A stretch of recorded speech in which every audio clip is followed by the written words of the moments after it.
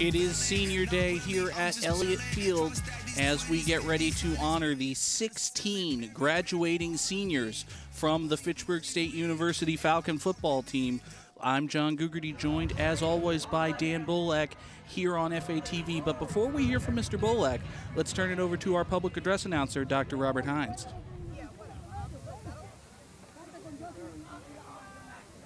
Ladies and gentlemen, today is Senior Day at Elliott Field, when we recognize and their significant contributions to the Fitchburg State University football program. Tevin Bieniemy has been a 3-year member of the Fitchburg State program, serving a primary role as a defensive back. Bieniemy has seen action in 27 career games, totaling 123 tackles, including 94 solo stops, 3 forced fumbles, and a total of 7 interceptions.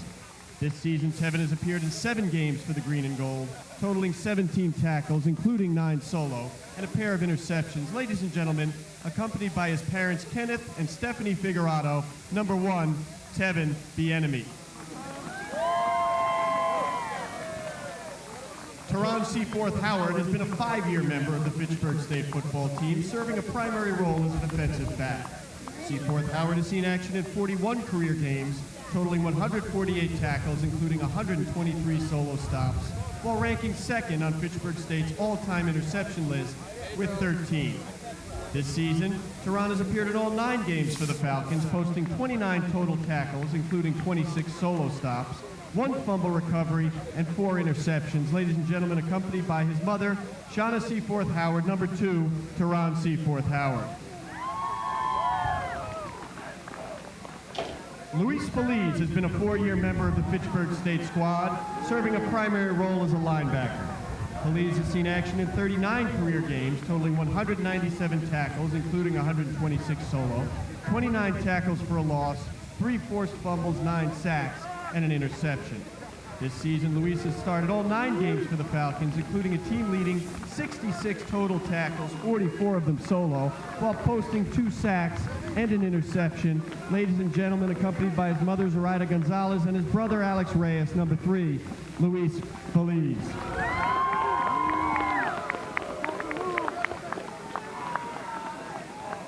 Trayvon Neal has been a 4-year member of the Fitchburg State team, serving a primary role as a wide receiver. Neal has seen action in 25 career games, totaling 34 receptions for 407 receiving yards and 6 total touchdowns. This season, Trayvon has appeared in all 9 games, hauling in 15 receptions for 173 yards and 2 touchdowns. Ladies and gentlemen, accompanied by his mother, Stephanie Fortune, and stepdad, Richard Prunty, number 4, Trayvon Neal.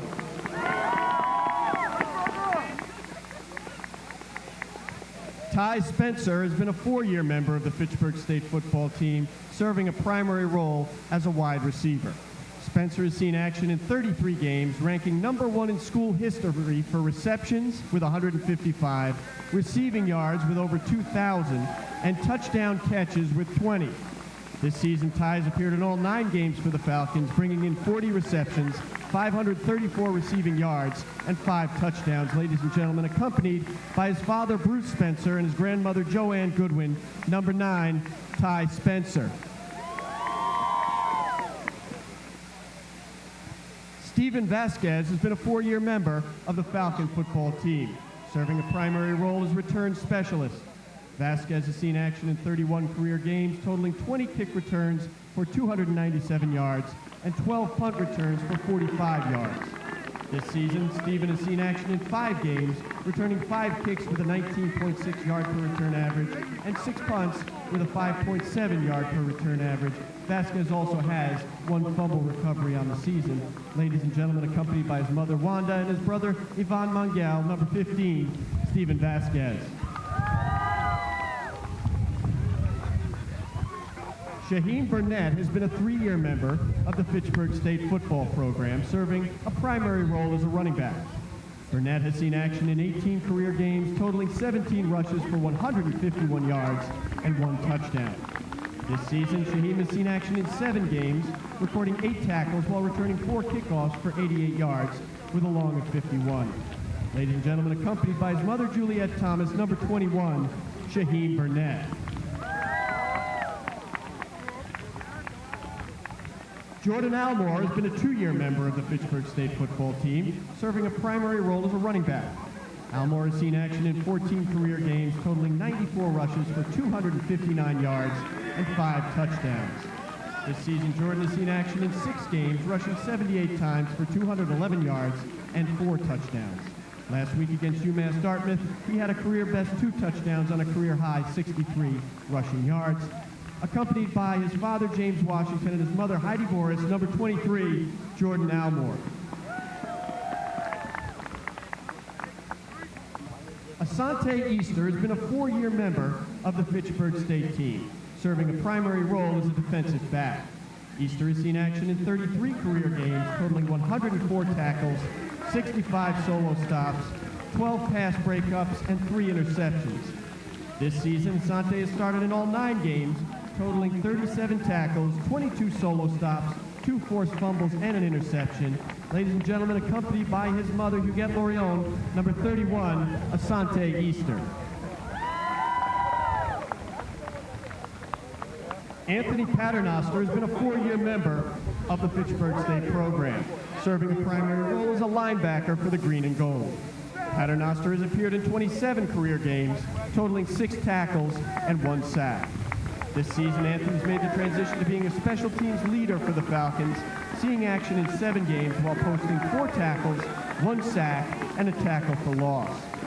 Ladies and gentlemen, accompanied by his father Carl and his mother Teresa, number 34, Anthony Paternoster.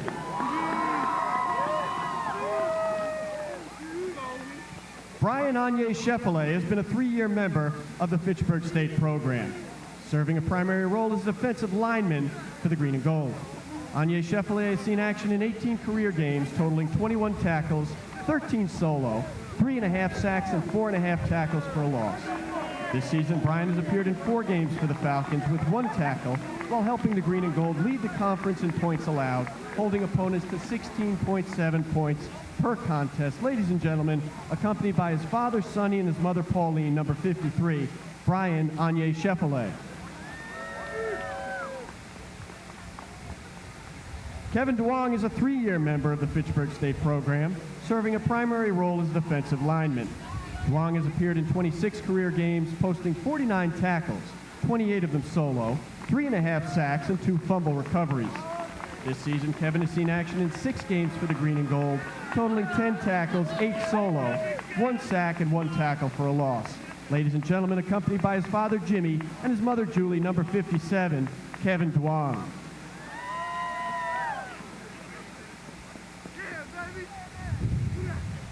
Robert Braun has been a 3-year member of the Fitchburg State football team, serving a primary role as an offensive lineman. Throughout his time, Braun has appeared in 26 career games, helping lead the program to over 4,200 yards rushing and 7,300 yards passing, as well as 40 rushing TDs and 70 passing touchdowns. This season, Robert has appeared in all 9 games, guiding the Falcons' outstanding offensive production. Accompanied by Father Bob and Mother Sheila, number 61, Robert Braun.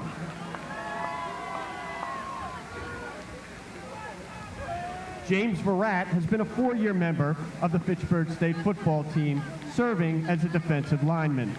Throughout his time, Verrat has appeared in 37 games, posting 76 total tackles, including 45 solo, 3 sacks, and 2 forced fumbles. This season, James has made his switch to the offensive line, where he has helped the Falcons rush for nearly 1,300 yards and pass for over 2,500 yards and scored 264 offensive points. Ladies and gentlemen, accompanied by Father Sam and Mother Dawn, number 71, James Verrat. Jermaine Patterson has been a 4-year member of the Fitchburg State football team, serving primary role as a defensive lineman. Patterson has seen action in 31 career games, totaling 52 tackles, 33 of which were solo, 5.5 sacks, and 16 tackles for a loss. This season, Jermaine has appeared in 7 games anchoring the defensive line. He's posted 12 tackles, 7 solo, 2 tackles for a loss, and 1 fumble recovery. Ladies and gentlemen, accompanied by his mother Cynthia and coach Pat Haverty, number 90, Jermaine Patterson.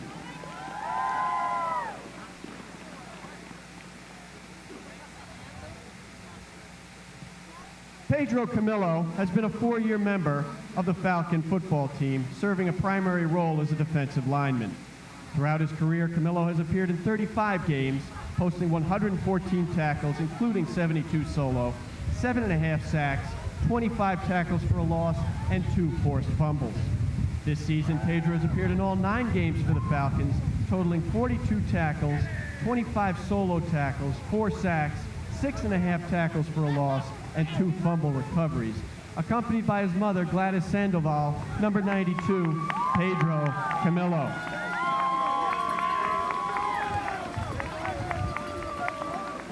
Fans, we also recognize 2 senior captain cheerleaders today. Accompanied by her mother, Evelyn, senior captain Yolanda Bosworth, in her 3rd year on the team, and accompanied by her parents, Gail and Mike, senior captain Rachel Morella, in her 4th year on the team.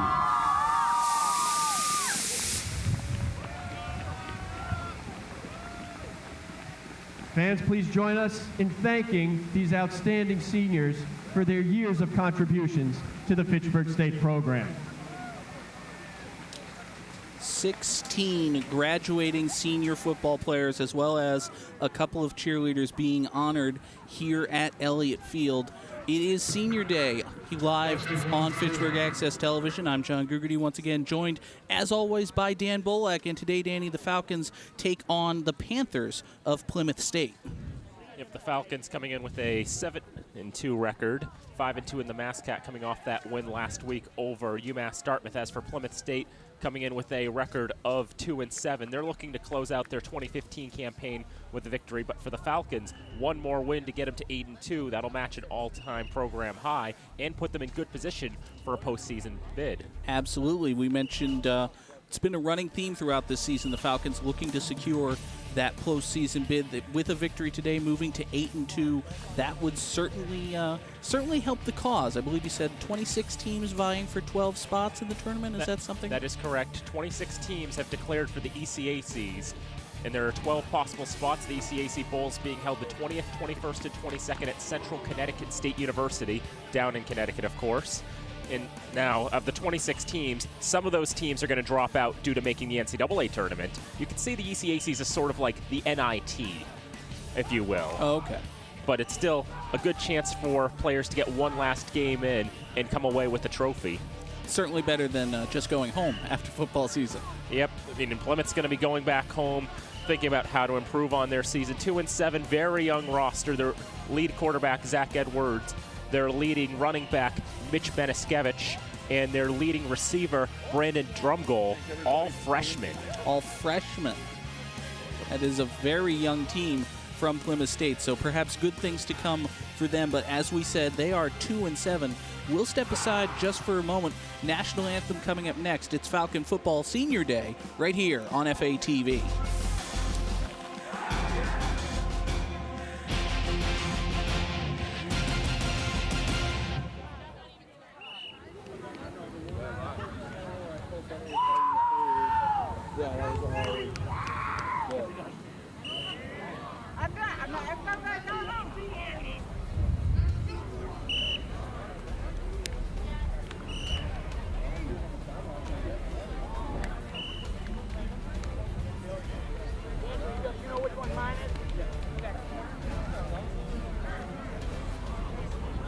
Okay.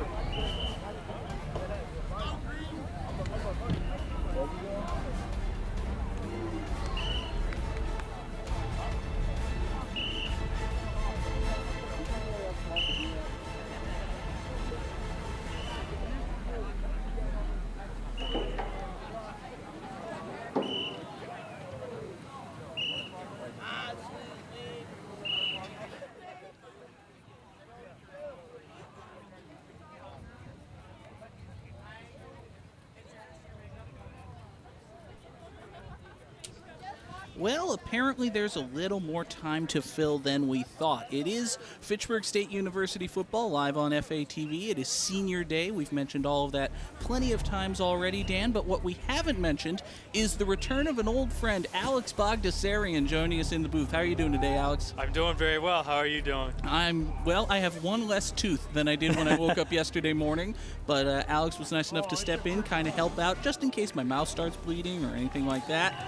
But what do you see, Alex, when you look at the Falcon offense this year? We haven't heard your take this year about just how good this team is. They've been strong. I think this is the best year Delicia has had as Fitchburg State Falcon, and what I've noticed is they've been able to put up points, and that's the best thing, I think, in MASCAC, just to be able to put up points, have a good offense. And I think against this Plymouth State team today, you could see a very high-scoring output from this Fitchburg State team.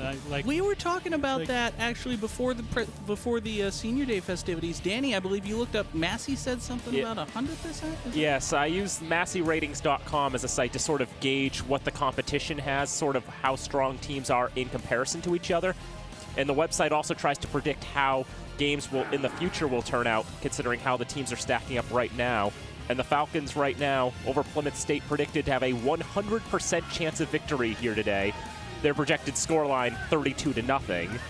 Now Plymouth, of course, would like to have a nice response to that, but for Fitchburg, they want to come away with a win and put themselves in good spot for an ECAC bid. And you know the old saying, pride cometh before the confirmation of the pride, and everything goes just fine, right, Alex? That's how it goes. Yeah, that's right. And you know what? You mentioned 32 points in this game, and I could easily see Fitchburg State putting up 32 points. I think they've averaged about in the high 20s, low 30s output all season long. So 42 against Becker, 31 Curry, only 13 in the loss to Framingham State, but then 35 against Bridgewater State, 36 against Mass Maritime. Just last week here on FATV, we saw 33 points against UMass Dartmouth. Just crunched the numbers, 264 points from 9 games. That is averaging 29.33 points per game. Just under 30 points. You're a good man, Alex. You can do your math. Well, and against a team like this, against the young roster, young group of starters, you want to get off to a quick start, too, if you know you can put up a lot of points. And Garrett Delicia certainly has a lot of confidence. Of course, the and defense. I feel like. Sorry, Alex. And yeah, I feel like if they can get off to a quick start, they could rout this team. Absolutely, and going on the Falcons' defense, which has been a strong point for them this season, 150 points conceded from 9 games. That's averaging 16 2/3 a game. And of course, that's a bit tilted thanks to the 2 losses to Framingham, where they gave up 34, and then Westcon, where they gave up 57. Yeah. Even with that very impressive point total, half of the Falcons' points conceded come in their 2 defeats against Framingham State, and that frankly bizarre game that we unfortunately did not get a chance to see, the 57-30 loss at Westcon.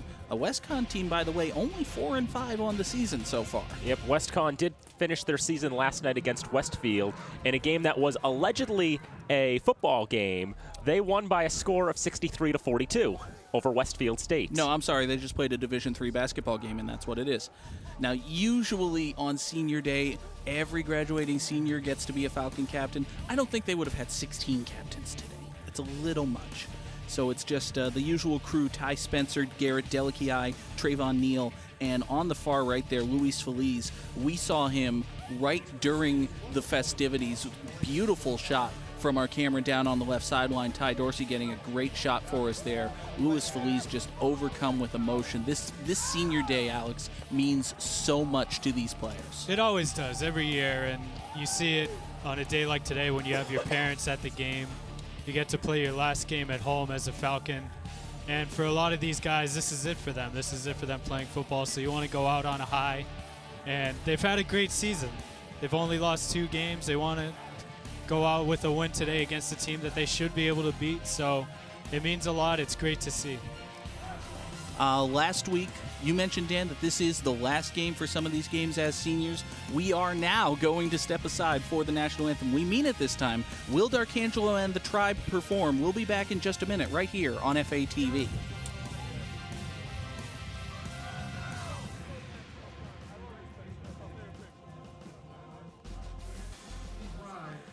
Observe a moment of silence.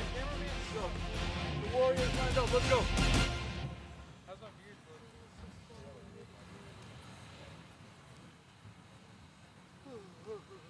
Thank you.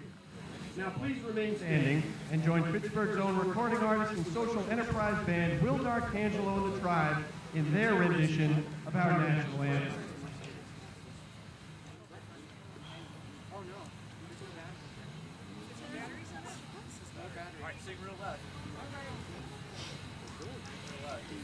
It says low battery. I'm pressing the bottom and it says low battery. Oh. Sing loud. There's no battery in this thing. Okay. All right. Ready? Oh, say. Wait, no. Oh, here we go. Oh, say. Can you see by the dawn's early light what so proudly we hailed at the twilight's last gleaming, whose broad stripes and bright stars through the perilous fight o'er the ramparts we watched were so gallantly streaming, and the rocket's red glare, the bombs bursting in air, gave proof through the night that our flag was still there. Oh, say does that star-spangled banner yet wave o'er the land of the free and the home of the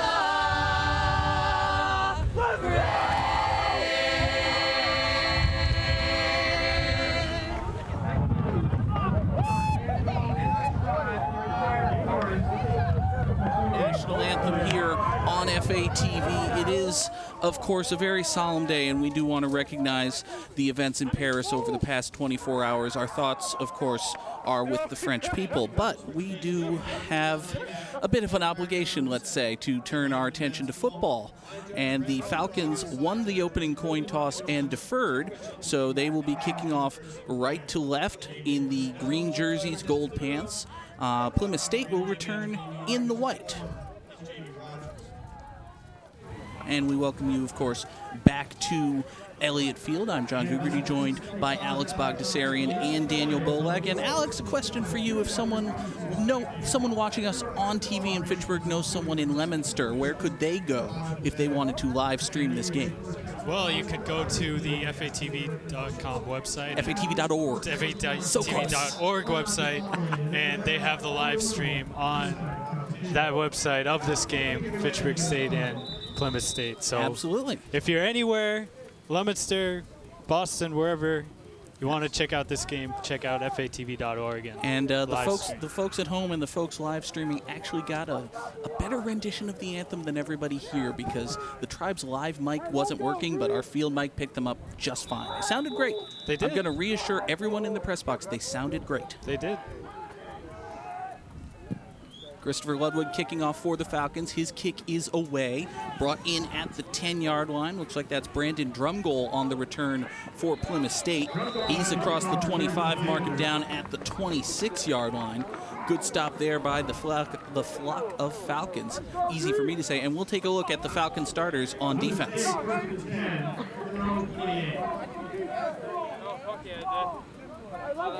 Defensive line. Mark Collins, D-Tech. Teron Superman, C4, cornerback. Kirk Watford, defensive end. David Desme, cornerback. Tevin Bienemy, free safety. Asante Easter, defensive back. Mackenzie Cashin, linebacker. Christopher Ludwig, kicker, punter. So those are the Falcon starters on defense. As we mentioned, Zach Edwards, freshman quarterback, gets the snap for Plymouth State. He pumps to his left, now looks right, throws over the middle. Pass is caught, pulled out of the arms of Tevin Bienemy. That's Brandon Drumgoal on the reception. He's a freshman out of Mount Sinai, New York. Already seen Drumgoal make a couple contributions to this Panther team. Leading kick returner, leading receiver, and he makes the first catch of the contest with that nice throw over the middle from Zach Edwards. Not much heat on the pass from Edwards, but the accuracy was fine. Drumgoal was able to pull it away from Bieniemy and pick up a first down. Now handoff goes to the right side for Plymouth State, plunging across the 45 and then shoved down. Looks like that's, is that John Salvi Souza on the carry, Alex? I believe it was.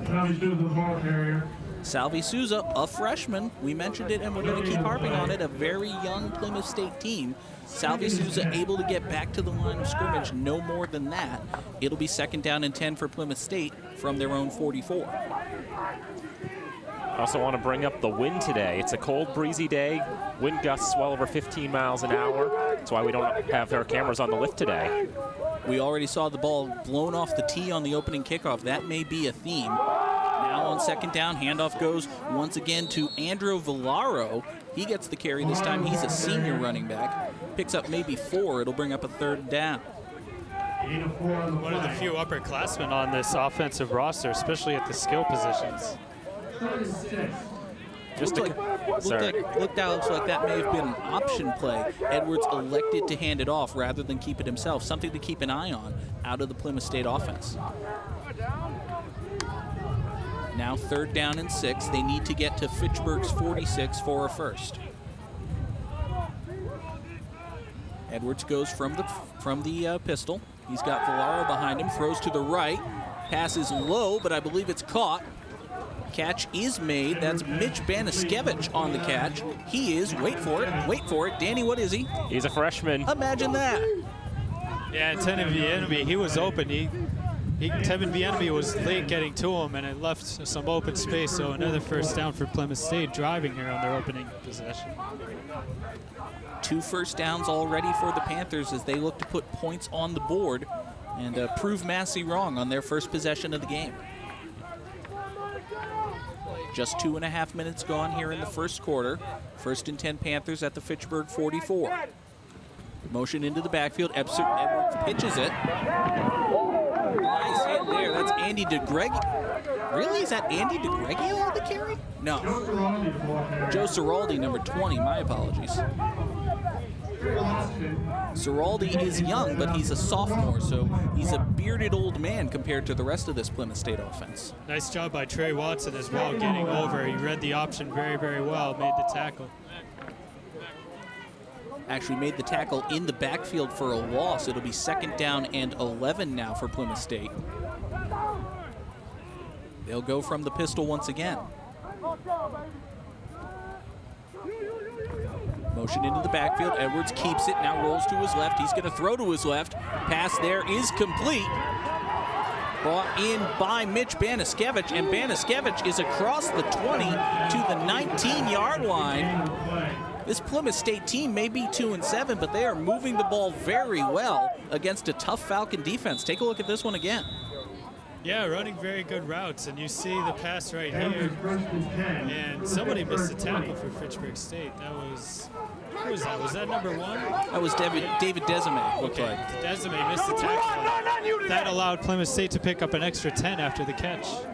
Looked like Desame was going for the big shoulder block rather than just wrapping his man up. It allowed Baniskevich to pick up some extra yardage after the catch. Nothing to do to. Motion into the backfield once again on the option. Pitch goes out to Baniskevich.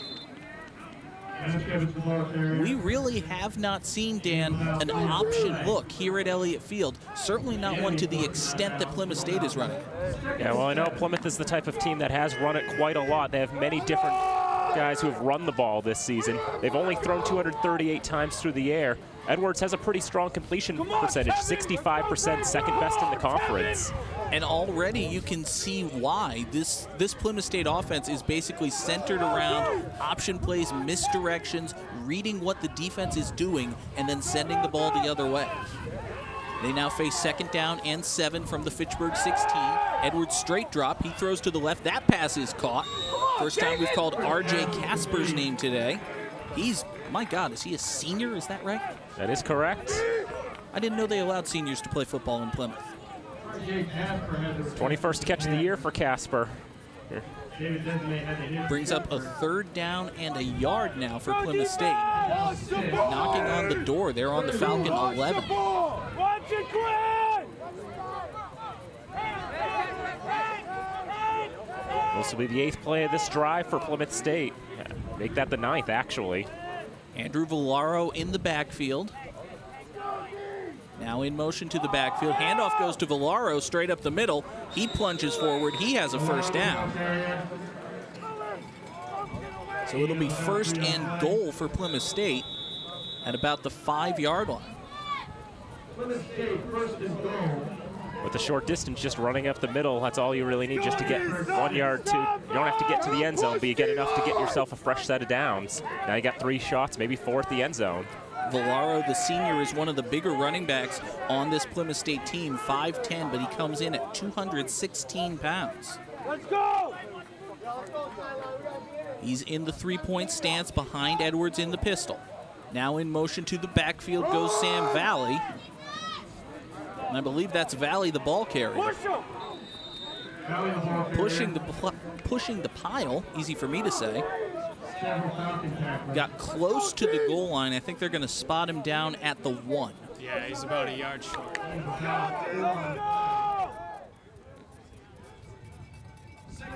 Quite the push, though, from the offense. That was Sam Valley on the carry, wasn't it? 27? Yep, 27, although listed in the program as a linebacker, but he gets the carry I just noticed there are 2 27s in the program. That could have been Naquan Hall. Oh, it could have been Good catch, Danny.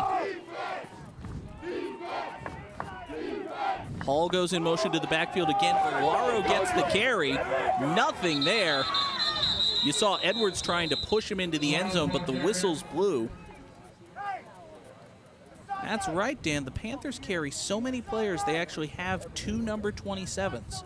So on defense, it's Sam Valley, the linebacker. On the offense, my apologies, that's Naquan Hall. Both of them, of course, freshmen. Yeah, I noticed just because it seems a little unusual to have a linebacker running the ball in this situation. That made me do a double take myself. Turns out they have 2 27s. That's kind of cheap. That's not fair. You should just go to triple digits if you have more than 100 players on your team. You can make them fit. Handoff goes, nope, option play, it's a triple option. Pitch to the near side, that's a touchdown. Joe Ciraldi the carry. If we can't keep up with it in the booth, it's easy to understand why the Falcon defense can't do it.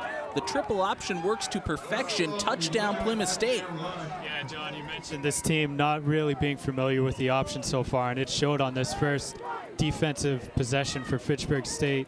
You see it right here, the triple option at work, the fake, and everybody for Fitchburg State really bites on it, and it's an easy walk into the end zone. And really, that triple option as the extra point is up and good. It's so hard for a defense just because there are 3 things you can do with the ball. I mean, it's easy for me to say, but when you're the quarterback in that situation, even if you're not throwing the ball downfield, it requires such precision and such accurate decision-making. Really good, really big credit goes to Zach Edwards just for reading the Falcon defense and successfully leading Plymouth State to an opening touchdown here. Yeah, very, very impressive opening drive. Jordan Elmore, running back. Trayvon Trey Neal, wide receiver. Max Travoni, offensive line. Brandon Willis, offensive line. Zach Pierre, offensive line. Devin Tamil, tight end. James Verrett, offensive guard. Ty Spencer, wide receiver. Robert Braun, left guard. So there we see the Falcon offense who will be taking the field after this kickoff. And this, Danny, has been an offensive unit that has really led, as we said, almost 30 points a game. So they may need to get some points here. Yep, they average 430 yards gained per contest. Garrett Delakiai over 2,500 yards over the air this season. And they're going to want to answer back after Plymouth State with that 7-minute, 40-second drive, 12 plays for 72 yards, ending with that 1-yard run from Joe Ciraldi. I believe, and Alex, correct me if I'm wrong, the Panthers only threw twice on that drive. 4 times. Okay, I was totally wrong. This kick is muffed and then picked up and carried out of bounds. So not great field position for the Falcons. Steven Vasquez unable to get a handle on that one. After what has been a very good season so far, nothing is going the Falcons' way here in the first quarter. Yeah, that first drive for Plymouth State, very efficient. 4 pass attempts, 4 completions for Zach Edwards for 55 yards. They're holding the running game well enough. Of course, they get the 1-yard touchdown at the very end. But they were holding the Panthers just 17 yards on the ground. They just need to get most of it done through the air. Jordan Almore, the running back, next to Garrett Delakiai. Delakiai will throw on first down. Pass is complete to Ty Spencer up along the far sideline. He's close to a first down. Of course, one of the best receivers in Fitchburg State University history, Ty Spencer on the right side, playing his final regular season contest, the senior from Foxborough, getting 9 yards on the right side. Ty Spencer, one of 16 graduating seniors for the Falcons. As you said, Dan, the career leader in receptions and touchdowns and so many other things for a Fitchburg State Falcon. Second down and a yard. Delakiai will throw to his left. Pass is complete. Steven Vasquez, the reception. He's across the 30. Mark him out of bounds at the 33. That's good enough for a Falcon first down.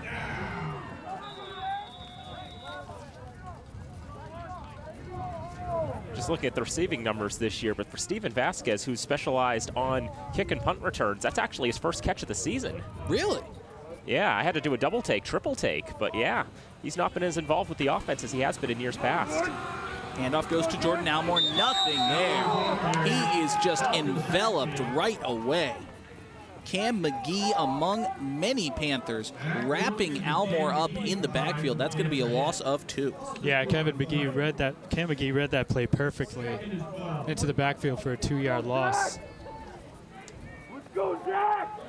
It'll be 2nd and 12 for Fitchburg State. 4 receivers, 2 on either side. You see Almore in the backfield. He'll set up to the right of Delakiai. Looking to his left, Delakiai throws, passes incomplete. Looked like it was just out of the reach of Trayvon Neal. Yeah, I think Trayvon wasn't expecting that one to be in so quickly. It almost went through his hands. You'll see it right here. Right through it. Yeah. Right through his hands. That's a ball that you have to have, especially as a senior.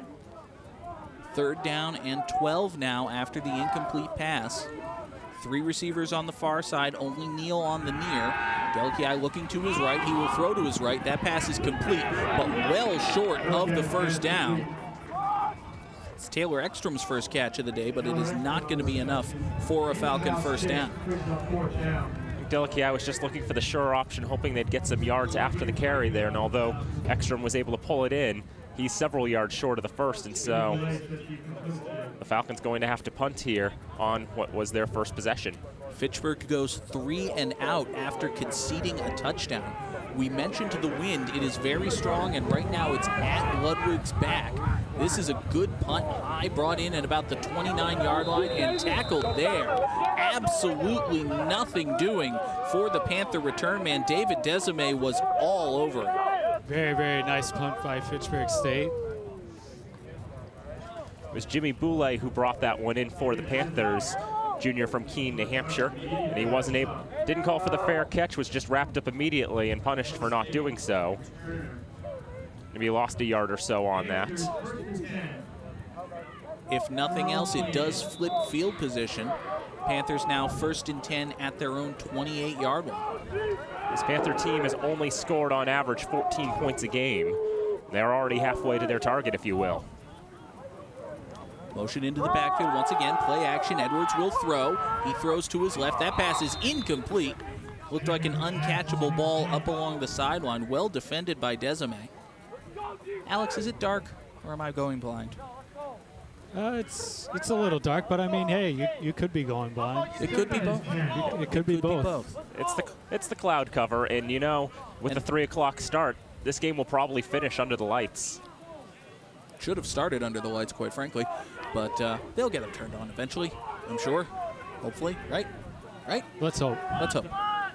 All right, 2nd down and 10 now coming up for the Panthers. In motion to the backfield once again. Play action fake. Edwards will throw to the right this time. Jump ball. Incomplete. Well defended by senior DB Teron Seaforth Howard. Yeah, and you're seeing more of the freshman Zach Edwards showing up because, you know, not really making a lot of reads. The coverage is decent downfield, but he's really trying to force 2 passes so far here on this possession that aren't really there. And now it's set up in a 3rd and long situation, a chance for Fitchburg State defense to get off the field real quick. That is the problem with the running option-based attack of Plymouth State. You throw a couple incomplete passes, now it's 3rd and 10. Defense knows you have to pass. Edwards straight drop, setting up screen to the near far side. There's a flag down in the backfield. Receiver is out of bounds along the far sideline.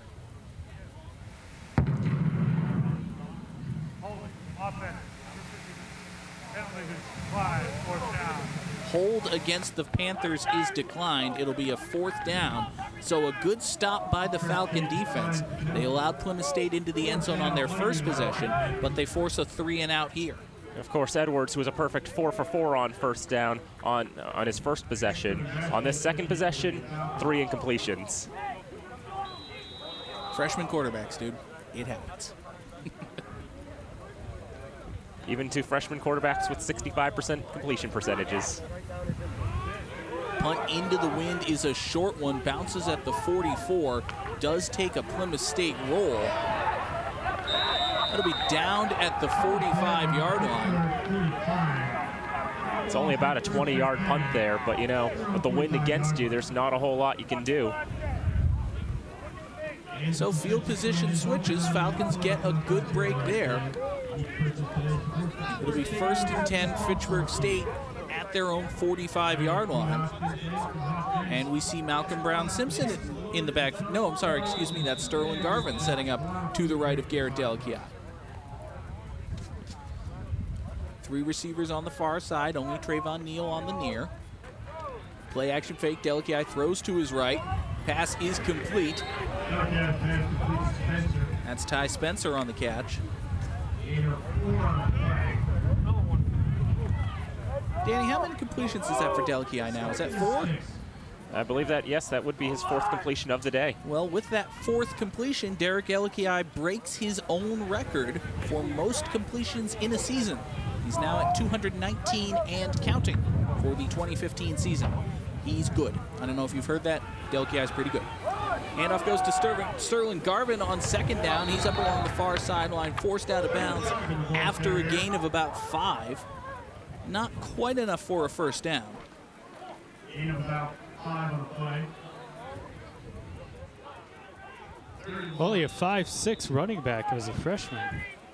Garvin is. He's a little guy, but he gets it done. Some with a pretty nice run for a touchdown that was taken off the board last week. Spencer in motion on 3rd down. Handoff goes to Garvin, running up along the far sideline. He tried to bounce it outside, and there was just nothing there. A great defensive stop by Plymouth State. Not Colin Letty. Sam Bellamy making the hit. Take a look at this one. Yeah, here it is, and Plymouth State reads that perfectly for a loss. A big stop there on a 3rd down and manageable situation for Fitchburg State, but now they'll have to punt it away. Falcons basically went to the same spot they did on the last run, and although Garvin got 9 on the first or something near it, not nearly as many that time as they read it properly. Fitchburg State elects to kick. This one bounces at the 20. It's going to take a good roll. Is that stopped shy of the end zone? No, touchback.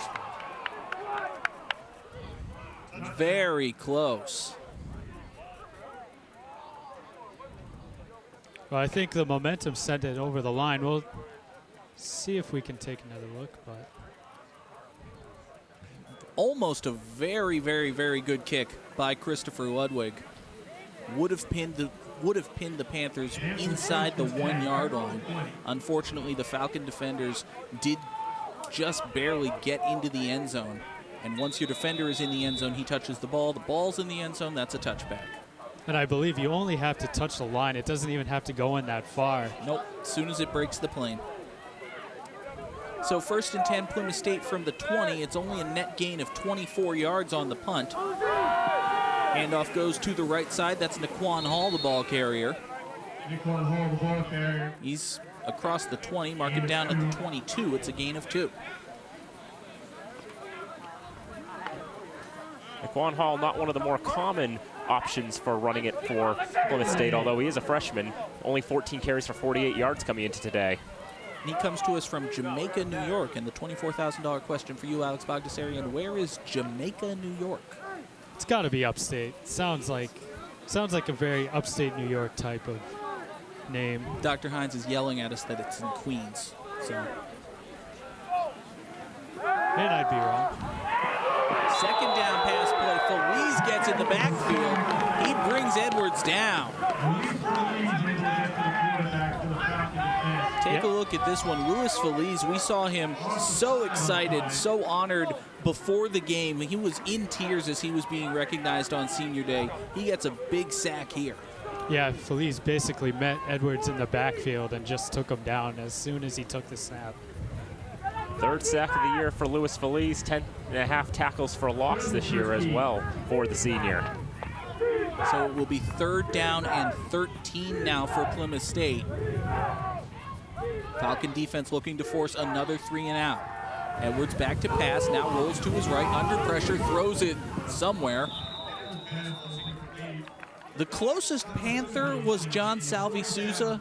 I'm not even sure that was who he meant to throw that to. Well, your hit as you throw, it changes your trajectory ever so much, if you will. And so that just sort of veered it well off course, and Salvi Souza not having much of a chance to haul that one in. Yeah, and you have to credit the Fitchburg State defense for pressuring him, making him spin around, and once he spins, can't really get anything on the throw. It's basically like a heave. And obviously nothing doing there. 4th down and 13. Plymouth State will kick it away. Mostly low snap. Good job by the punter to bring that one in. Bounces at the 30, takes a Plymouth roll. Finally fallen on at the 41 by Steven Vasquez. Right now, Alex, the best Fitchburg offense has been the Fitchburg defense. Yeah, it has been, and I think you're starting to see the inexperience of Plymouth State show through now over these last 2 possessions that they've had, and you have to credit the Fitchburg State line of scrimmage just for getting into the backfield, making Edwards rush his plays, and you're seeing a big difference with these last 2 drives compared to the first drive. You saw for a moment there, great crowd on hand here on senior day. It's a bit cold, but they're all here. Delkiai's pass on 1st down is incomplete, over the head of Ty Spencer. Well defended by R.J. Ramsden. Yeah, R.J. Ramsden there on the coverage, and good coverage there by Plymouth State. Really the only place Delkiai could go, just well defended. 2nd down and 10 now for the Falcons. They'll go trips to the left, 1 man out to the right. Looks like Sterling Garvin in the backfield. My apologies, that's Javon Brown-Simpson, the ball carrier. I'm going to read these numbers right one of these days. Brown-Simpson's across the 35, gains about 8. It'll be 3rd and 2, and the Falcons hurry up to the line. Play action fake, Delkiai keeps it himself. He may have gotten the 1st down. The operative word in that sentence being may. Yes, they're going to give it to him. Is it me, Alex, or did it look like the Falcons borrowed something from the Plymouth State book and ran the option themselves there? It looks like Delkiai saw something, ran the option, and just barely picked up the 1st down, but it'll count for a new set of 4. That's something we know Delkiai can do. If he feels like his options aren't so great downfield, he's not afraid to run it. Delkiai's arm warmer got pulled off of his waist. They're going to stop the clock for a timeout. Actually, time ran out. Time ran out. That is the end of the 1st quarter. That was a fast 1st quarter. It was. Very fast, and I think it's because Plymouth State was really able to control the clock, time of possession with that 1st drive. It took a lot of time, but still only a 1-possession game, 7-0. You mentioned it, Dan. It was a 7-minute, 40-second 1st quarter drive that led to the Plymouth State score that is the only touchdown in this game. Of course, Plymouth having a very efficient drive on that one.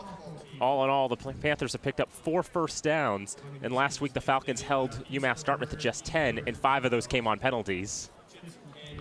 So as the quarter ends, we will go from one side of the field to the other, and now the Falcon offense will be moving into the wind and also into the setting sun, which makes for an interesting view for us in the press box, and by interesting, I mean I'm blocked.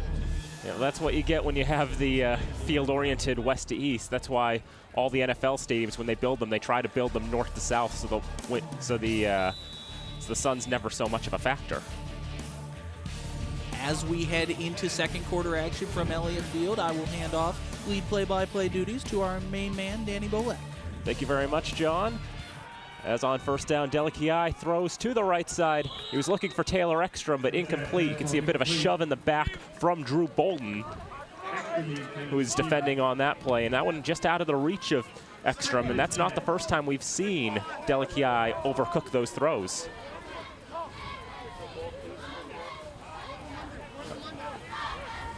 Freddie Falcon would like to be a little happier as we now move into second down and 10 from the 30-yard line. Delakiai will hand off to Javon Brown-Simpson, dive into the pile.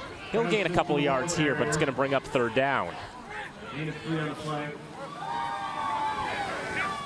It's been a running theme over the course of the season, Dan. The Falcon running backs, we saw a lot of Javon Brown-Simpson and Taylor Rice-Brooks early in the season. Not so much of them of late. Haven't seen Rice-Brooks in a few weeks, and Brown-Simpson being used sparingly. Only saw one run out of him last week, and that was for minus yards. Third down, play action. Delakiai will look to run it himself, going for the yard marker. He's got the first down as he's down inside the 15-yard line. Yeah, great read by Delakiai right there on the option once again. And like you said, when he sees a running opportunity, he'll take it. And a big pickup for Fitchburg State there. First down and driving towards the end zone on the 12. You said it, Alex. A great play by Delakiai, just picking up the yardage he needed. This time, looked like he was going for Trayvon Neal that time. Yep, I was completely fooled looking for binoculars. I thought he had Javon Brown-Simpson on the run, but no, play action looking for Neal. And again, just out of his reach. Delakiai 4 for 8 through the air today as we bring up second and 10 from the Panther 15. And Brown-Simpson does remain in the backfield. Falcons 2 receivers to either side. As Delakiai will roll to his right side. Short throw, this is complete for Spencer. On the sideline, headed for the pylon. And he's out of bounds at around the 3 or 5 or however close it is. It is close enough for a first down. As you'll see it on the replay here. Go ahead, Alex. Looks like he got to the 3-yard line there. Picked up the first down. Very well-designed play, the play-action pass and then the rollout, and Spencer was wide open for Delakiai. He hit him perfectly in stride, picked up the first down. Falcons had 4 touchdowns last week on the ground, 3 of them coming from inside the 10, but a flag right off the snap. Illegal procedure. 65, 5-yard penalty, still first down. So the penalty against number 65 for the Falcons, Zachary Pierre. Freshman O-lineman. So the Falcons backed up 5 yards to the 8. 2 touchdown runs from inside the 5 or thereabouts for Jordan Almore last week. And then we saw a goal line sneak near the end from Garrett Delakiai. First and goal from the 8. Delakiai looks, throws, right side, and incomplete. He was looking for Spencer, trying to haul that in with one hand. He was looking for Spencer all the way. Not even a cursory glance to his left side. As soon as Delakiai got that snap, he just locked his eyes on Ty Spencer and waited to throw the ball. And I think the Panther defense saw that as well. Feels like another throw that might have been rushed. Again, a little too much oomph from Delakiai. Having a strong arm is definitely a benefit, but if you're throwing too fast for your receivers to get up to. In any case, it is second down and goal. They'll go with the handoff this time. This is Brown-Simpson trying to muscle forward. He's going to get a couple yards, but not much more. going to bring up another third down for the Falcons. Alex, what is Freddie doing? What is that? You got me there. Okay. I don't know. That makes two of us who don't know. They gave Brown Simpson 4 yards on that carry, so 3rd and 4, or 3rd and goal from the 4. 3 receivers to the left. Delakiai looking to the right, looking to roll. He's going to throw it into the end zone. It is caught for a touchdown. Devin Samil. Devin Samil's 10th touchdown catch of the season, and with that, he ties 2 men for the Falcon lead in receiving touchdowns in a season. He ties, Carlos De La Rosa and Philip St. Just, each within the last 6 years. Devin Samil with his 10th touchdown catch of the year. And for the junior, 6'1", 205 from Tewksbury, a tight end. Does well to haul in those catches. The extra point from Christopher Ludwig is good. So 12-13 to go, second quarter. We are level at 7. And here's Delakiai rolling out on the sideline. Looks like he was looking to pass all the way, and there it is, right into the corner. Found it right through the trees almost, really. Plymouth State had the coverage all over that side, so nice job by Delakiai finding the space to throw the ball, and Fitchburg State has tied it up here. It almost looked like Delakiai had crossed the line of scrimmage, but he did a good job to stay behind it and find Samil with a very well-thrown pass for the touchdown. So that's what matters there. The Falcons getting the 6. They've leveled it at 7. Delakiai's 22nd touchdown pass of the year, and you know what? That represents a down season for him. He had 25 and 26 in his last 2 campaigns. Yeah, you would expect 27. Well, the Falcons may have one more game up their sleeves if they can come away with a win, and if they are selected. Maybe that ECAC Bowl bid will await them. And Delakiai will have one more chance to add to those numbers, him and the rest of the team. We saw the Falcon cheerleaders there on the sideline. Of course, we do want to recognize they do have a couple of seniors as well. It's senior day for everyone, not just the football team. Plymouth's having a bit of trouble with this pick up and this kick return, and they're going to be pinned very deep in their own end, as having trouble picking that off the ground was Matt Adamick. And now let's see how this Plymouth State team responds. Obviously a very young team like we've documented all day, and now they're facing a tie ball game and pinned in their own end zone almost. So we'll see how this freshman Zach Edwards can respond here. Do they go back to the option that worked on their first drive, or do they try to force the ball down the field with more passing plays? 1st and 10 for Plymouth State from their own 10-yard line.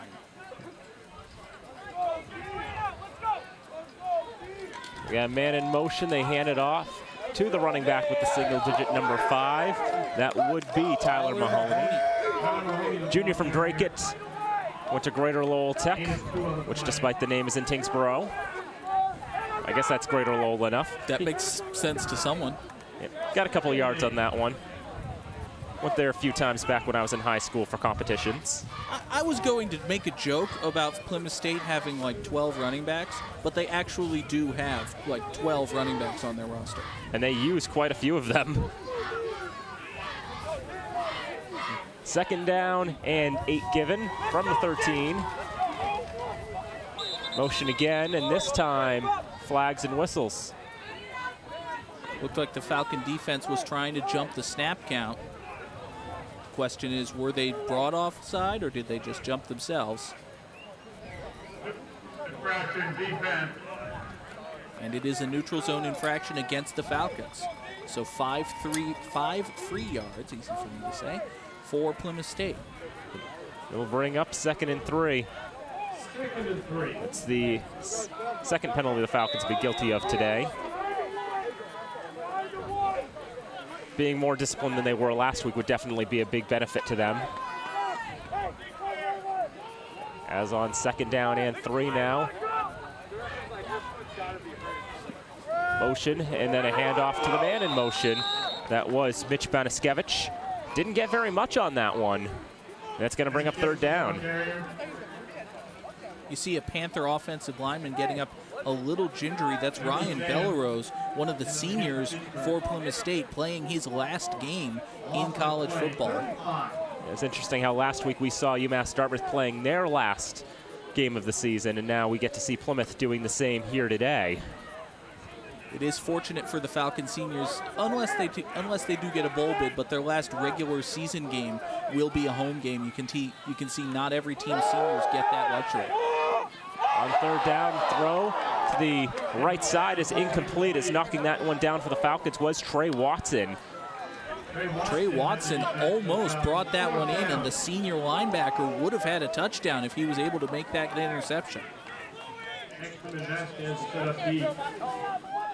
Just getting his hand out, knocking the ball down. It does force another 3 and out for Plymouth State. And once again, Alex, we see the Falcon defense standing strong.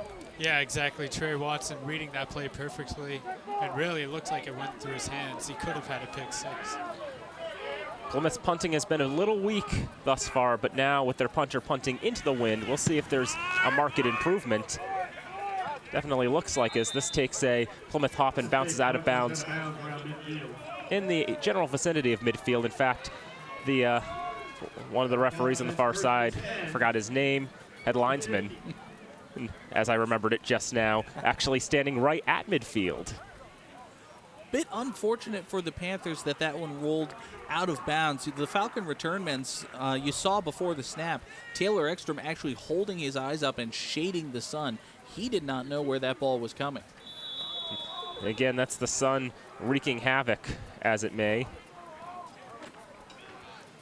On first down, running to the right side is Almore, trying to get around the line, trying to find some yards. Gets about 3 of them. Looked like Almore was stuffed right up the middle. See it right here. It looks like he's going to be brought down there, but good bounce out to the outside by Almore. The senior running back is able to pick up a few yards, make it 2nd down and 7. Not giving up on the play, fighting for every yard that he earns. 2nd down and 7 as the Falcons back into Panther territory. 2 receivers to either side. Almore in the backfield. As Delikiai looks, will consider running it himself. Now rolls to the right, still thinking about throwing. He's going to throw now, and he's not going to find Taylor Ekstrom there, as getting an arm around him was Drew Bolden.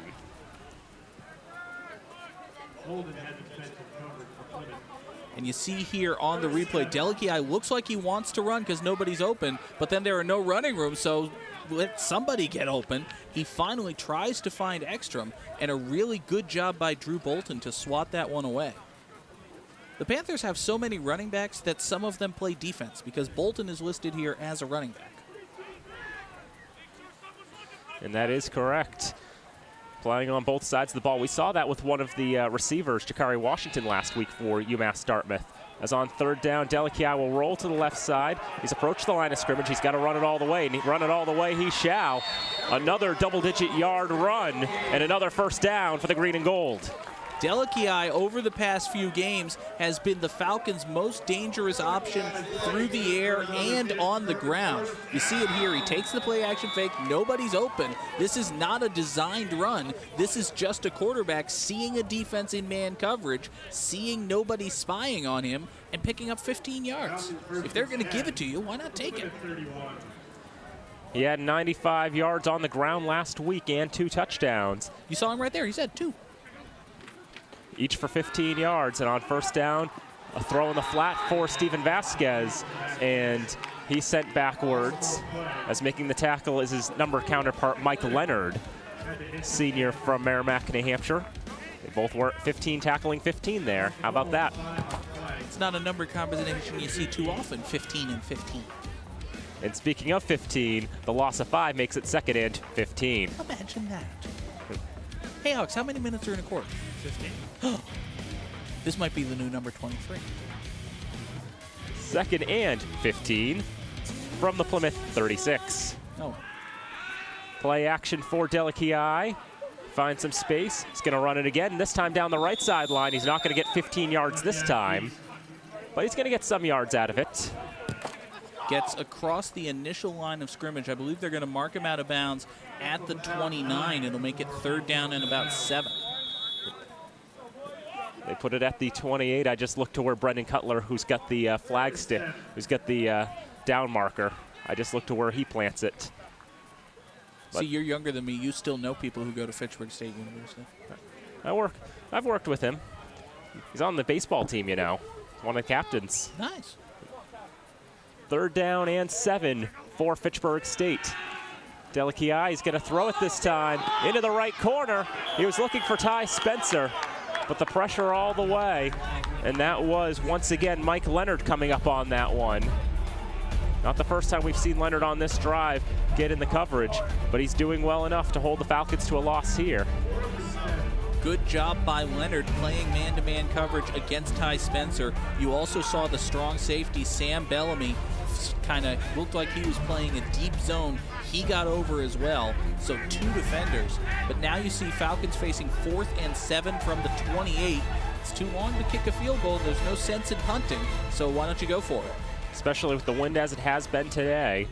Delakiai 7 completions, but only averaging 5 yards a completion. He's throwing to the left side. It's high, but it is caught. A great catch by Ty Spencer. You saw it all the way. Spencer running the corner route. Take a look at this one again. Delakiai has plenty of time to throw, and then he throws it high, but Spencer has the ups. He bobbled it at first, but then was able to bring it in, get both of his feet down inbounds, brings up 1st and 10 for the Falcons at about the 12-yard line. A 15-yard completion for Delakiai to Ty Spencer. Another 1st and 10. First 4th down we've seen attempted on the end around. This is Steven Vasquez. And he's wrapped up by 3 defenders. One of them might have gotten his hands on Vasquez's helmet, but no calls given there, as this will bring up 2nd down and 11. They try to give it to Vasquez on the jet sweep. The design there is to get the defensive line coming forward, and your wide receivers on the far side have to make blocks. No blocking available, though. Vasquez brought down in the backfield, loss of a yard. That was also Vasquez's first run attempt this year, as this will bring up 2nd down. Almore's going to take it up the middle this time, bouncing off a couple defenders. Now his forward progress stopped. Never actually tackled, just 5 different Panthers pushing him backwards, and that's enough to blow the play dead. Yeah, if 5 Panthers are pushing me back, I'm not going anywhere. That's true on a football field. That's true on a mountain pass. That's true anywhere. Well, the Panthers are pushing you back as opposed to mauling you to death. Yeah, it's a metaphor. Regardless, it'll bring up 3rd down again for the Falcons. They are 4 for 7 on 3rd down today. Delakiai rolling to his right. He's run for a couple today, but he's going to throw to the end zone. And that is, the sun's ruining me, but it's incomplete. Incomplete. Called it out of bounds. Spencer made the catch. You heard the Falcons sideline. They could not believe it, screaming no way. We'll take a look at it here. Delakiai rolls to his right. He throws. Spencer makes the catch. That's a touchdown. Oh, man. He had both feet in. That has to be a touchdown. That was incredibly close. If they say it wasn't a touchdown, it was because they must have felt that there wasn't any green between the fingers. Take a look right here, just beside the side judge. Right there. Oh, my goodness. Oh, he had his toe out. His toe, okay, I was wrong. He had his toe out. They go for the field goal here on 4th down, and it is good. Field goal is good. I believe that's Christopher Ludwig's longest kick of the season. I don't know if we can show that attempted catch in the end zone one more time, but Ty Spencer's left toe, as you said, Alex, a good catch, was right on the sideline. It was that close. If I could circle it, I would, because you can see no space between his toe and the white line. And the side judge is right there. Right at it. Fantastic work by the FATV crew, and a great call by the side judge. I couldn't believe that wasn't a touchdown, but it was the correct call. It is an incomplete pass. Falcons have to settle for 3. 26-yard field goal is what was given for Ludwig, who's now 4 for 6 from field goals this year. His longest was actually 28. Okay, so I was wrong many, many times in the last 2 minutes, is what you're saying. Perhaps, although still, I would have guessed it was a little longer than that. I mean, we're all caught up in, oh, that wasn't a catch. It's like, oh, they kicked a field goal right just now while we're trying to figure out if that was a good call or not. But it was a good call, so good on the referee. I mean, much the incredulous opinions of the green and gold on the sideline that he did not let them influence him, and he made the correct call, as much as it pains the Falcons and their fans to hear that. Plymouth trying to bring this one back, as bring it to just short of the 30-yard line. Brandon Drumgold making a good return there. He's the leading return man for the Panthers. We haven't seen him get into too much of the offense today. I think he made the first reception, and then he hasn't been involved since. Don't quote me on that. I've been wrong a lot lately. I don't know if you've heard that. I believe something like that. Drumgold does have that one catch for 16 yards, so I believe you're correct on that. And so here is Plymouth State with trying to answer back to the field goal, trailing for the first time in this contest. Edwards take the handoff. Probably should have handed it off at some point as he goes down. Ball might be loose here. Ball was definitely loose there. It's Falcon comes out of it with the ball. You can see Mamou Sam leaping up in happiness. Brian Monaco, I believe, was the man who fell on it. Looked like the type of play they wanted, to play action. They didn't hand it off. Edwards tried to keep it himself. And then it looks like he just lost a handle on it. Don't know if we have a replay on that. The ball was swatted out of Edwards' hands. We saw that live, and then it was just in the pig pile. Brian Monaco was able to jump on top of it. Huge swing in momentum there. Falcons take over 1st and 10 now at the 23-yard line. First turnover of the day is the Falcons hand off to Jordan Almore to the left side, and he found himself some space to work with. Got about 7 or 8 on that. Yeah, Almore finding the hole on the side. And you're right, finding space, and Fitchburg State now able to control the clock with the run game on their own. So now a big opportunity here to put up some points with 5 minutes left here in the first half. As you say, 5 minutes remaining in the first half. 2 receivers to either side for Fitchburg State. Almore remaining in the backfield. He'll take it this time and trying to shake off the tackle. Can't do so. That was Zach Wilkins, the senior linebacker from West Simsbury, Connecticut, getting in on that one, reading the play properly. It does seem like the Panthers defense reading the Falcons offense well enough to the point that they won't let them get off back-to-back good runs. And so 3rd down again. Almore, the senior, tried to get a little bit there, couldn't get too much. It brings up 3rd and 4, as you said, Danny. From the 18, Delici will throw over the middle, and that is way too far for Ty Spencer to haul in. He threw over the middle, he threw over everybody, he threw over the river, he threw over the woods. To grandmother's house that ball went. It's as far as you can throw it, basically, so it brings up another 4th down, and from they're at the 18, it'd be 35 yards for Ludwig if he'd want it, but he's still practicing field goals on the sideline, so I think the Falcons are going to go for it. They're going to go for the first, and they're 1 for 1 today. So 30 is your field goal kicker's range. I feel that's about it. Okay. So Delici will throw left side. And did he find Trayvon Neal in bounds? Yes, he did! Touchdown! Beautifully thrown ball by Garrett Delici right into the hands of Trayvon Neal. Freddie's happy, the crowd's happy, everybody's happy. Falcons are up by 2 scores. Trayvon Neal, Trey with his 3rd touchdown of the season.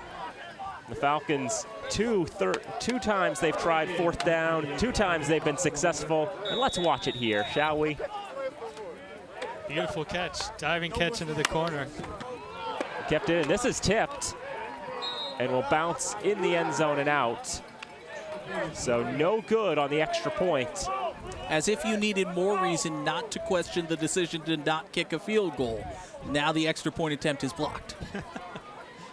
And guys, like, now that we have a minute, I'd like to mention the football crew that we have. A great football crew here at Fitchburg State for Senior Day. I'm Alex Bogdasarian, the third guy in the booth, but we have John Gugerty. That's me. And Dan Bolak here is the talent. John Destrace, our director. Eric Baird, great audio guy. Travis Falk, technical. Ty Dorsey and Dave Oster on camera, sideline camera. Tim Doust on replay camera. And Scott May on the game camera. So great job to FATV. They've done a great job all season long covering Fitchburg State home games. It really is a great crew here at Fitchburg Access TV. Usually up on the lift. Today we're not doing the lift because, you know, violent, deadly winds, not a good idea.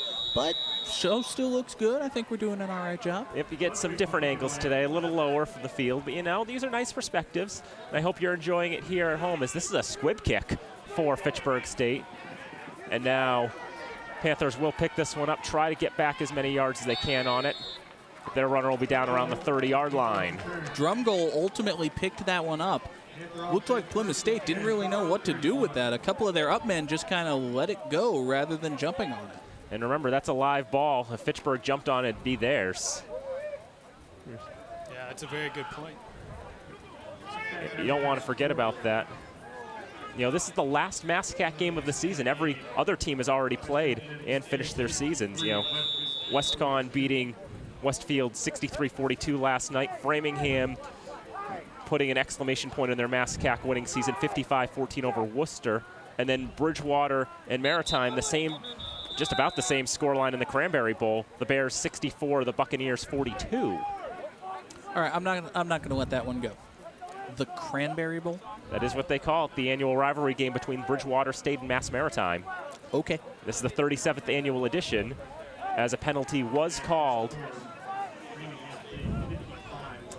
So does the winner of the Cranberry Bowl get like a Stanley Cup full of cranberries? I would like to think so. That sounds good, actually. They get something for that. The penalty was against Fitchburg. Maybe just like half a dozen cans of Ocean Spray cranberry sauce. That would be amazing. I like that idea. It is 1st and 5. And another fumble! Did Fitchburg get on this one too? May have. Trying to pick the bodies out of the pile. Second down. Yep, nope. So the Panthers do get this one back. They fumble on back-to-back offensive plays. But this time they keep a hold on this one. Andrew Villaro able to fall on the fumble. It'll bring up 2nd down and 2. It was a pretty good run for Plymouth State. We've only got about 3.5 minutes to go here in the first half, and Plymouth knows they will be kicking off to start the third quarter, so they desperately want to put points on the board here and get back within a single score. Panthers only have 3 rushing yards today, and they have less than 3 down. Look who read that properly. Brian Monaco with the big tackle. My word, Brian Monaco was just unblocked, and he had no qualms about wrapping up the ball carrier. He doesn't want to hear anything about play action or options or anything like that. No, he just put that man down. Blows right through the line. I can't believe it's only 1 yard lost on that one. How is that only a 1 yard loss? It brings up 3rd down and 4 for Plymouth State. They're 3 for 6 on 3rd down conversions today. Edwards throws over the middle. This one's caught. This one's going to be a 1st down as Brandon Drumgoal comes in with that one. And, you know, that wouldn't have been a 1st down if it wasn't for that 5-yard penalty to start this drive. Panthers 1st and 10, 44. But one of the nicer throws so far for Plymouth State, picking up the 1st down there. That was Edwards' first completion since the touchdown drive back in the start of this contest. My word. He went more than a quarter between completed passes. Yep, he had missed 5 in a row up until that point. On 1st and 10 play action, a flag on the play as it is thrown to the right side and incomplete. Teron Seaforth Howard, the closest player to that one as he tried to dive to his right. Holding is called against Plymouth State. And that was pretty obvious, Danny. We saw it live. All the guys in the truck were like, oh yeah, that's a hold. Yeah, that's a hold. So you take the 10 yards back, and now Plymouth basically back to where they started on this drive, more or less. And they are in no hurry to move the ball downfield. They've already burned more than a minute since the last time we checked the time. 1:55 and rolling to go here in the first half. If they wish to use their timeouts, each team has all 3 of them left. You may see the Falcons start taking them if they start getting stops against Plymouth State, but Plymouth State is in no hurry. This will be first down and 20 from the 34-yard line. Edwards will roll to his left, running backwards. Now he finally throws it. It is complete. And down at the 42-yard line, that is Mitch Banaskevich. That name just can never stick in my mind. But Banaskevich with his 3rd catch of the day. Yeah, and he stayed in bounds too, which I was surprised of. But he had a chance to go out of bounds right there after that reception stopped the clock. But he stays in, and the clock continues to roll. A minute left, so definitely not in much of a hurry here to get anything done on this last drive. 2nd and 12 from the 42. Edwards will pitch it back. This is Banaskevich again. A flag thrown, actually goes off of his back. And now he's tackled for about a 3-yard loss. But there might be more yards involved with this one, with that flag being thrown. A new wrinkle to the option game from Plymouth State. That one a bit of a reverse option. Not much doing there for Banaskevich. Good discipline by the Falcon defense to wrap him up in the backfield. See what the flag may be. Looks like they're indicating it will be against Plymouth as they're asking the Falcon coaching staff what they think about it. Looked like it was another hold. Shot blocked. And declined because the Falcons will take the 3-yard loss and the loss of down as opposed to maybe the loss of 15 or what have you. 3rd and 15 there. The Falcon defense should be pretty confident that they can stop Plymouth State here. I'm frankly a little surprised that they're not burning a timeout. 45 seconds left. Fitchburg does have all 3. They are content. Both teams seem to be content to go into halftime with the scoreline 16-7. The Falcons will start with the ball in the second half. Plymouth started the game with that 7-minute 40-second drive, but ever since. And now we get a timeout as the play clock had actually run all the way down. So Plymouth burns the first of their 3 timeouts rather than just take the delay of game penalty. 26 seconds left. It's 3rd down and 15. Do you just take a knee here? I mean, what are you even doing as an offense at this point? I think the only reason they don't want to take a knee is the off chance the Falcons do actually call a timeout and then so make they do. Punt. Whoop-de-doo. There's 26 seconds left. Yeah, very surprising. Just the clock management here by Plymouth State in this drive in general. Taking their time, not going out of bounds on the reception, and then pretty much wasting 10 seconds on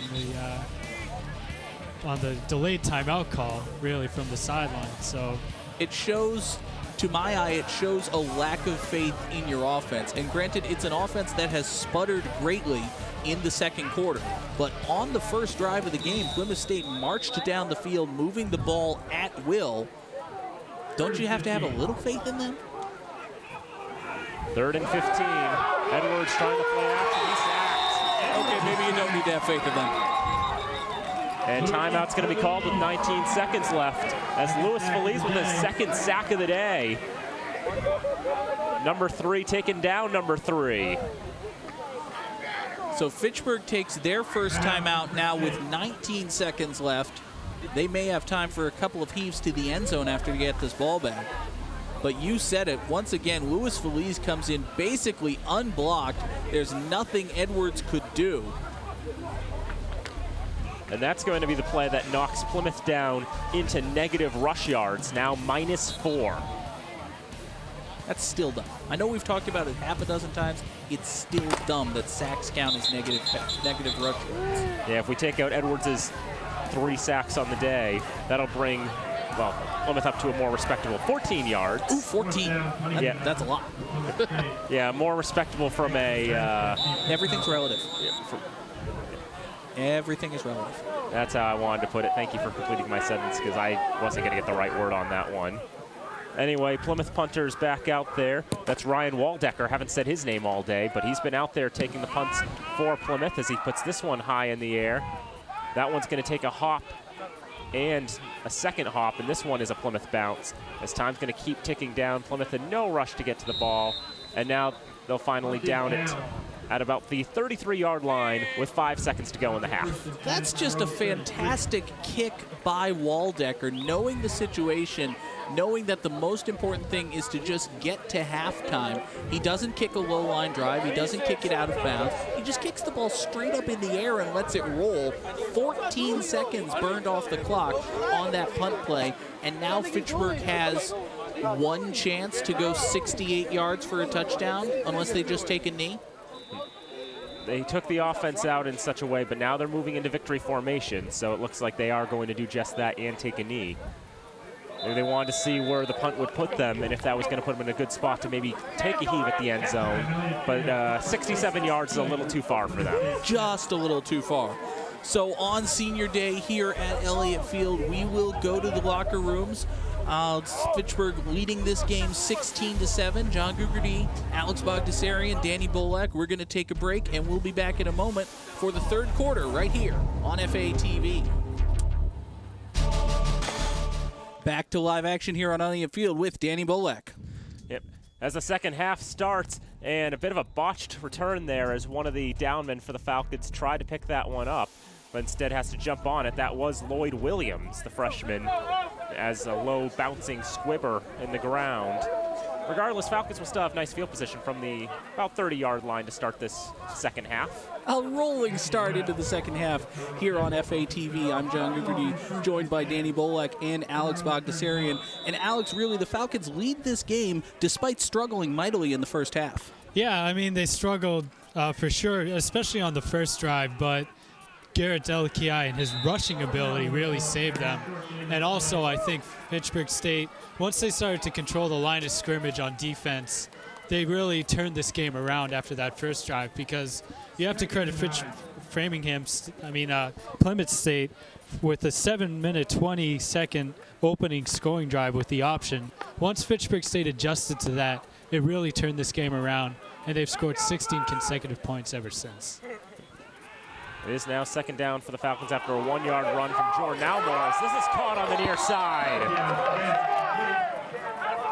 Into the hands again of Ty Spencer. Another catch, another first down for the green and gold. Yeah, and Garrett Delakiai finding his rhythm in the passing game as well. And Fitchburg State really moving the ball. Falcons move the line of scrimmage up to the 46-yard line. 1st and 10. Running back trying to roll to the left side, trying to find some room on the left flank, could not do so. That was Sterling Garvin, I think, who may have had that run there for Fitchburg. Yep. They didn't get very much, if had anything at all. In fact, they're backing it up a little bit. It's a loss of 1 yard. Just trying to find that open space on the left side, and there was nothing there. 2nd and 11 from the 45-yard line. They move Spencer over to the right side, a little more room over there. As they line up on the left hash. Delakiai is going to run through the space on the left side. And out of bounds just past midfield. You'll get it into Plymouth territory, but it's going to bring up 3rd down and about 4 yards. Yeah, and we'll take another look here. Delakiai faking the handoff, and really Plymouth State not really expecting Delakiai to run it, and he had some space on that side, so really able to pick up a good amount of yardage and set up a 3rd down and manageable situation. You know, from the left hash mark, it is a little more cramped over there, especially with the wider hashes as they use in the college game. As this one is hauled in and caught by the running back, that is Jordan Almore. He gets a 1st down as he's down around the 36-yard line. The Falcons convert their 5th 3rd down of the contest. Yeah, and a nice job by Almore getting into really the line of scrimmage and able to get a nice pass there by Delakiai. Set up a 1st down. 18th catch of the year for Almore, and he's had quite a few of those catches from the flat as it brings up 1st and 10.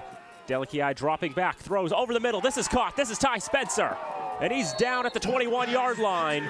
Another 1st down for the green and gold. And a nice pass there by Delakiai under duress. Ty Spencer with a beautiful slant route up the middle You'll see it right here. Delikai getting the ball off just as he was hit, but Spencer was open up the middle. Delikai put it right where he had to, as he's done all season long. And Fitchburg State looking very good on this drive. Delikai wasn't given a whole lot of time. He didn't need a whole lot of time there. Another first down for Fitchburg. There's another throw over the middle. This is caught. This is a touchdown. This is Ty Spencer. 3 minutes and 1 second all the Falcons need to put 6 on the board to open the second half. And it really looks like the same play, and this time with a lot of time, Delikai able to hit Spencer up the middle. An easy touchdown pass right there. And Fitchburg State finds the end zone once again here in the third quarter. For Ty Spencer, his 6th touchdown catch of the season. Now the Falcons trying to make it a 16-point game. That looks up and through, and indeed it is. 23-7, Falcons, 11:59 to go in the third quarter.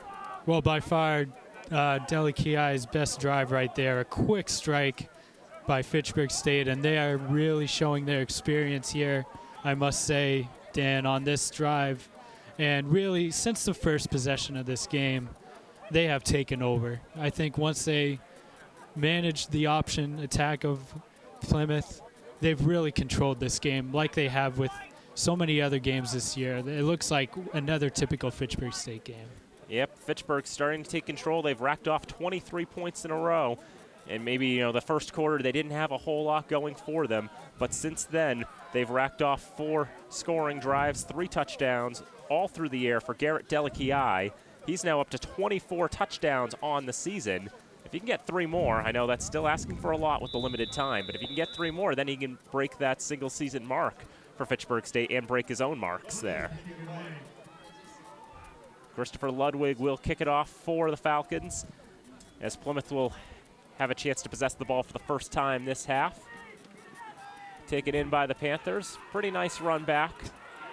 It's going to the 40-yard line, the 45-yard line, before being pushed out by Dylan Woods. That was Brandon Drumgoal, of course, the main kick returner for the Panthers, getting a pretty sizable gain. They'll mark the line of scrimmage at the 43-yard line as the Panthers will start their first drive of the second half. So you guys are telling me I step out of the booth for 2 minutes and I miss a touchdown? That's exactly what it is.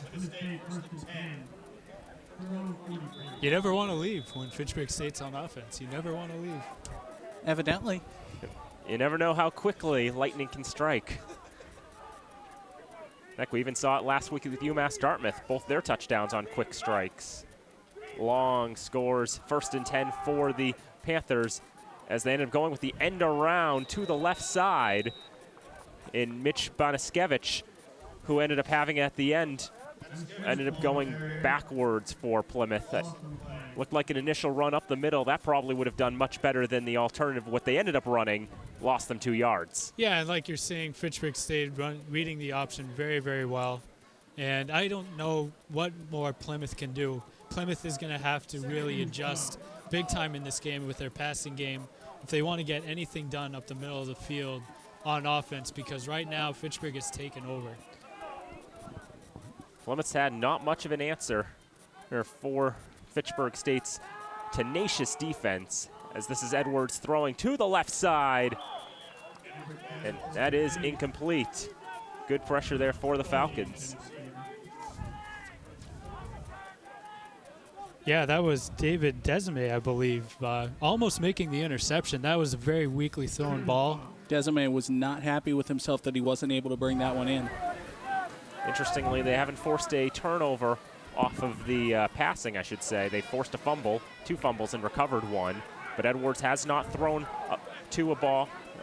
Edwards has not thrown a ball to a player wearing green and gold. That's what I wanted to say. You got it eventually. 3rd and 12 for the Panthers. 4 for 8 on 3rd down. They do make the catch here, and they are going to get the first down. It's being taken down inside the Falcon 40-yard line is Bonaskevich. Bonaskevich did a great job, Danny, after he made this catch, just eluding the Falcon defender. You're going to see it here.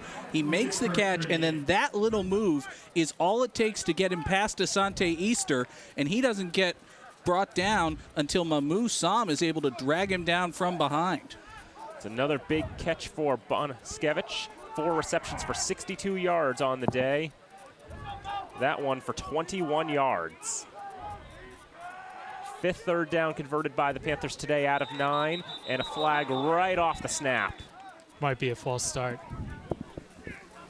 Panthers have only been called for 1 penalty all day.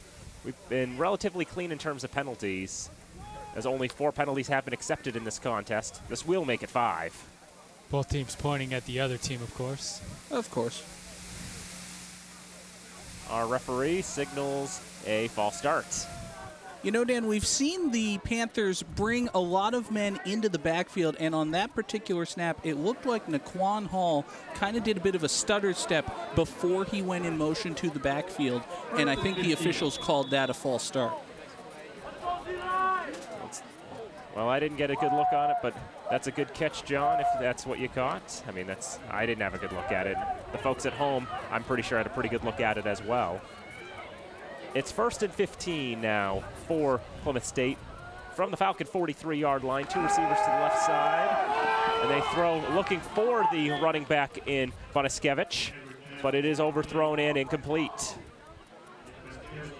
Yeah, good coverage there by Asante Easter, 31 as well, the senior. Really swatting that pass as it was getting towards the receiver. Easter, one of 16 graduating seniors on this Falcon team. We've mentioned it a couple of times already. It is, of course, senior day here at Elliott Field, and these 16 men have done a really big job. They are all a big part of the reason the Falcons are enjoying their greatest success over the last 2 or 3 seasons. The Falcons come away with a win today. They'll match their program's all-time high for wins in a season with 8. This is 2nd and 15. Edwards running very far backwards. Finally gets the throw off. And that one is incomplete, and that's definitely to the benefit of Plymouth State, because if Bonaskevich had caught that one, that would have surely been a loss. They were trying to set up the screen, and Edwards just kept dropping back, waiting for it to open up. It was never there. He finally had to throw the ball or just be sacked for a loss of 15 yards. And it was Elijah Johnson who actually had the chance at catching that one, number 28 for the Panthers.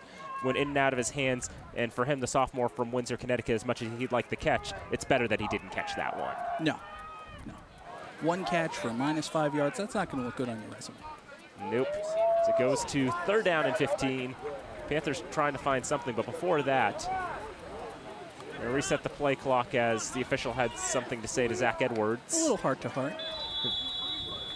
Freshman from Brookfield. One man in a white hat to another. Played his high school football in Central Mass. Played for Tantascwa. This is 3rd and 15. Edwards wrapped up and sacked. Louis Feliz, number 3, with his 3rd sack of the day. Have yourself a senior day, Louis Feliz. Absolutely. He's been everywhere on the defense. What a day he's had. The senior from Clinton getting yet another sack and driving the Panther offense off the field. No Falcon defender has had more than 2 sacks in a game all season. Louis Feliz has 3 today. We've got a lot of football left to play as well. A lot of passing from Plymouth State.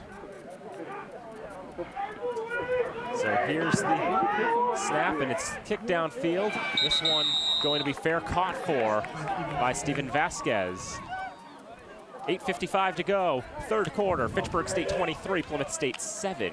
While we have a second here, Alex, why don't we give thanks to the generous underwriters who help make all FATV remote productions possible. Yeah, that's right. We'd like to thank Workers Credit Union, MART, Unitil, Minuteman Press, Vector 5, Enterprise Bank, Sentinel and Enterprise, Fitchburg State University, and IC Credit Union. A nice list there, great support, and we thank them for making this possible. Absolutely. 1st and 10 for the Falcons. This is a run up the middle. Slightly different running back. This time it was Javon Brown-Simpson getting a few yards. Matt Adamick ended up losing his helmet. He's got to come off the field for a play as the Falcons gained 7 on that run. We've seen more of Brown Simpson this week after a couple of weeks on the sidelines. He's doing a good job. And so another handoff and carry by Javon Brown Simpson. Doesn't get as much this time. It's only a gain of about 1. And so it's going to be third down again, a little over a yard to go.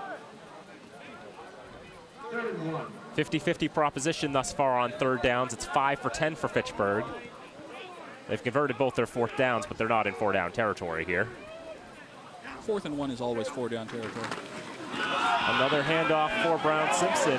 He's going to burst through the line and just tripped up at the last moment. That was Sam Bellamy who made the last hit that tripped up Javon Brown Simpson. Had he not done that, he might have been off to the races. Yeah, I mean, he took this one right up the middle.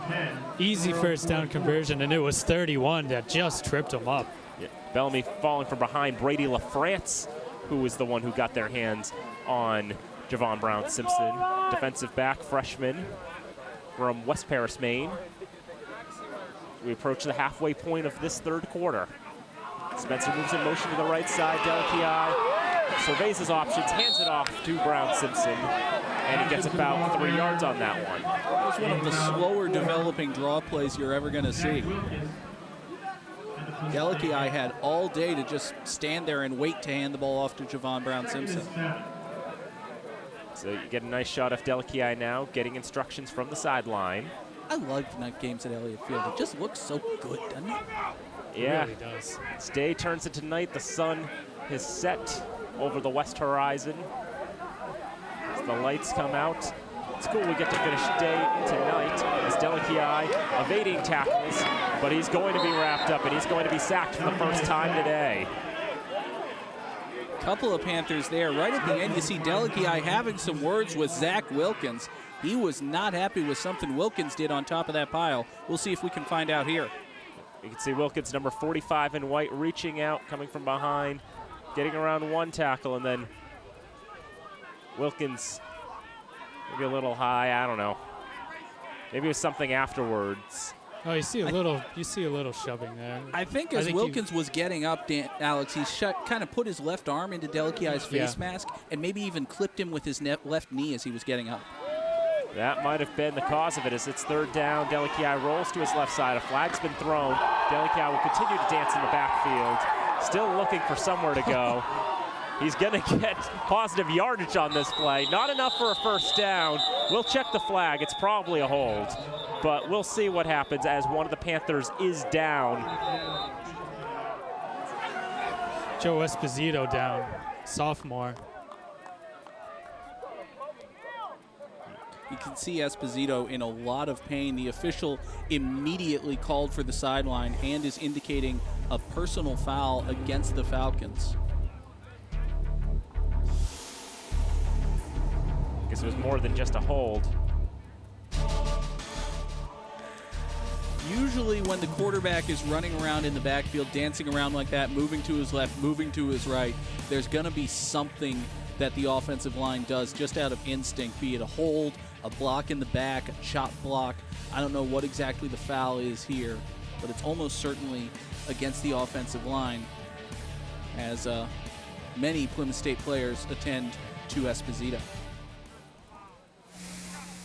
Chop block has been called.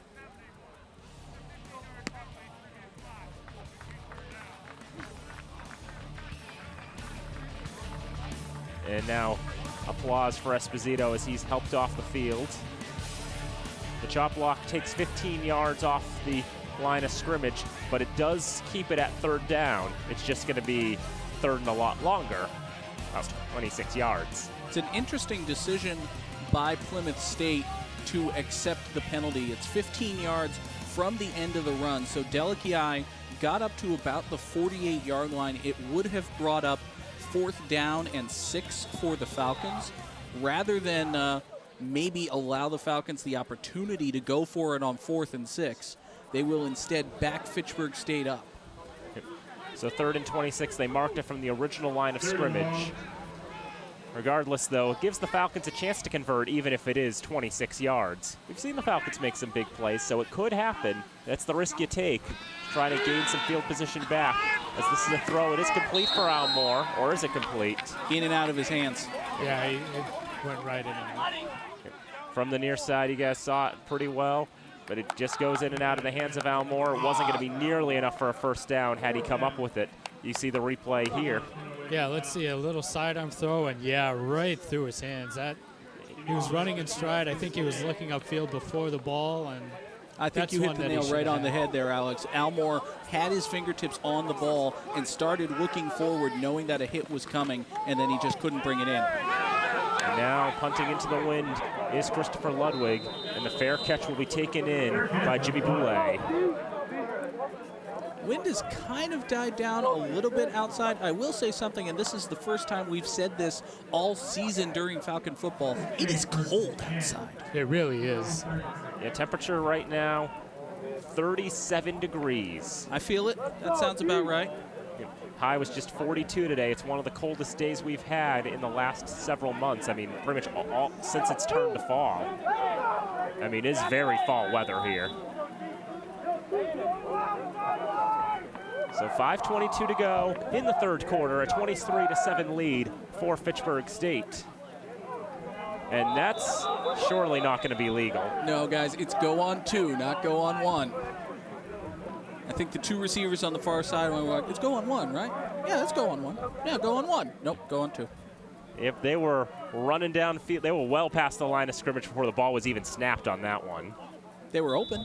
They were wide open, but you just knew straight away that wasn't going to stand. -5 yards for Plymouth State, and so make it a little tougher to get a first down on this drive. 15 to gain. Two receivers to the right for Zach Edwards. Tyler Mahoney is the running back. Two to the left side as well. He's going to throw to the right side, and this one is caught, as that is Baniskevich who makes the catch. A high pass, but a good job by Baniskevich to get up, make the catch, and pick up some yardage after the catch. Brings up a very manageable 2nd and 6. Quick release by Edwards there, too. I think that helped Baniskevich get open. You've got so many running backs, they're using them in receiver slots. 2nd down and 4, gain of 6 for Baniskevich on that one. It's been the biggest contributor offensively for the Panthers today, 73 yards on 5 catches. Quick throw again by Edwards, and this one is caught again, and he finds Baniskevich yet again. This time it will be good enough for Panther first. To my eye, Alex, that looked like the same play that they just ran. It was just a differently thrown ball by Edwards. I believe it was, and you're right. And the same result as well. About 6 yards gain there. It is good enough. Panthers will have the first down, which is just their 7th first down of the contest, 6 of them having come over the air. 4:15 and counting to go in the third quarter from the 46-yard line.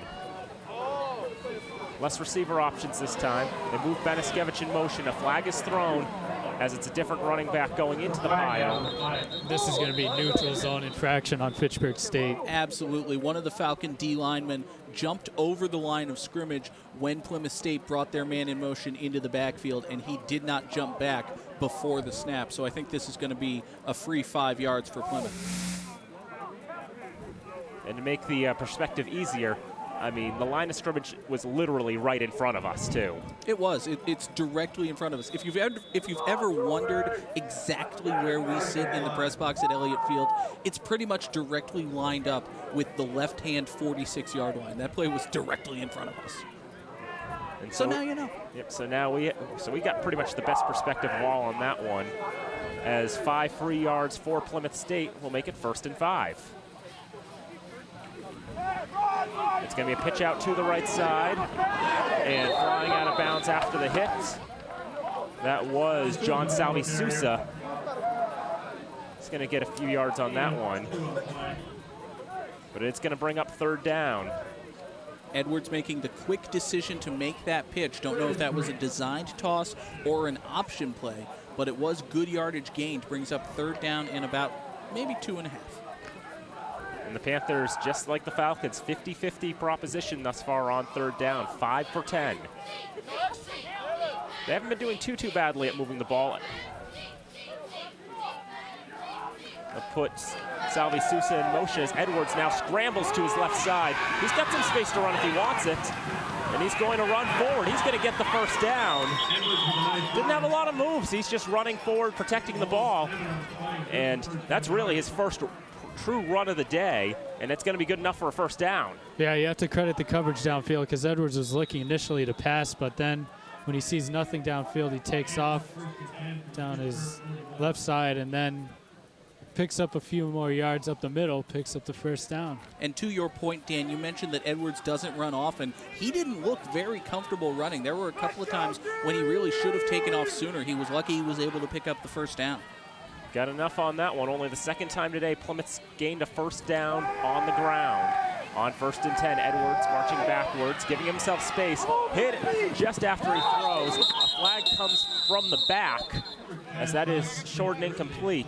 But let's see what this flag is, as they were looking for Jimmy Boulay on the near side. Wonder if they want to call the late hit on the quarterback from all the way back there. No, I don't think so. The back judge is indicating holding against the Falcons. I mean, it was pretty close, but nonetheless, he's of course going to make the call that's much closer to him, and it's holding against Fitchburg. So 5 free yards for the Panthers. There's already first down, so it'll stay first down. 2:12 to go in the third quarter.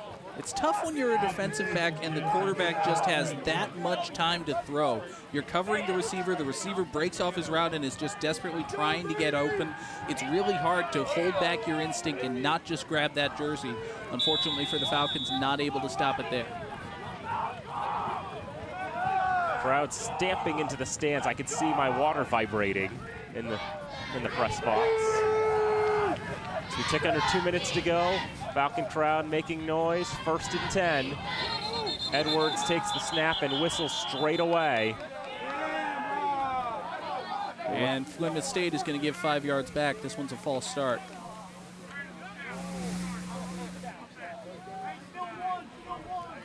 So after all that, there really wasn't much to do with those last 2 plays.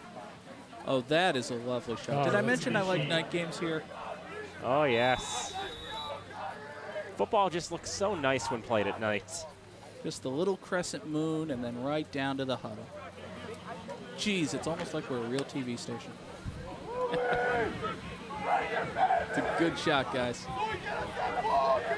Under 100 seconds to go in the quarter. 1st and 15 from the 36-yard line. Edwards looking farther backwards. He finally throws this one. That's going to be short and incomplete. Ends up falling into the ground, looking for Jimmy Boulay again. Good coverage there by Teron Seaforth Howard as well. Yeah, and here's another look. Edwards looking down his right side really the whole time. And just short arms it, really. Not much of a chance for a receiver there. Just trying to get rid of the ball. So 2nd down, 15. I'm looking at Plymouth's numbers. Only 3 different receivers have caught balls today. Vanaskevich has 6 of them. Brandon Drumgold with 2 and RJ Casper with 1. Their leading rusher, Andrew Villaro, has 8 yards. Plymouth's seen better days. They go with the option and handoff to the left side, and a flag comes in at the very end of the play. As Plymouth does get a few yards on the run, but we'll see what the flag does afterwards. It's a good job by Salvi Sousa after receiving the pitch. We've definitely seen an uptick in penalties here in the second half. Only had 4 or 5 in the first. A holding call against Plymouth will completely negate that one and march the Panthers further backwards. That would go a good way toward explaining why they had such a big running play. And Salvi Sousa had 2 carries, a 2-yarder and no-yarder. Thought he was going to be able to multiply his rushing yards there by a couple, but not so. Would have been a 5-yard rush. They call it from the end of the run, so it's going to be 2nd down and 20 as we tick under a minute in the third quarter. Edwards tries to hold on to it himself on the end on the play action, and it's Malcolm Brown-Simpson this time who takes him down in the backfield. I don't think Edwards knew Malcolm Brown-Simpson was there. I think they were just running the triple option to the left. Alex, you're with me, right? Yeah, I completely agree with you. I saw that exact same thing as the play unfolded. He did not see him whatsoever. No, I don't think this was like And Edwards we'll see it making right a here. concerted choice. He's looking to pitch this, and then suddenly from behind, Malcolm Brown-Simpson just wraps him up. To his benefit, he was at least able to hold on to the ball. And when you have a tackle coming in from the blind side, that's one of your bigger concerns is it just, oh crap, and then you lose it. Sandra Bullock is here? Anyway, this is thrown to the right side, and that is batted around. Oh, wow. As that was Drumgold just trying to come up with that one on the near sideline. And it took a few bounces in through the hands of Drumgold, into the hands of maybe Mahmoud Sam and Errol Bennett there. Let's have a replay here. Let's see what this looked like. This is from down on the near sideline. You see Drumgold just batting that ball up in the air. That was a great shot there, and Bennett was the last person with a chance. And now pass interference against the offense. You did see Drumgold on the live shot there. He kind of pushed off of the defender before that ball came in. So, of course, the offensive pass interference will be declined. Brings up fourth and Plymouth for Plymouth.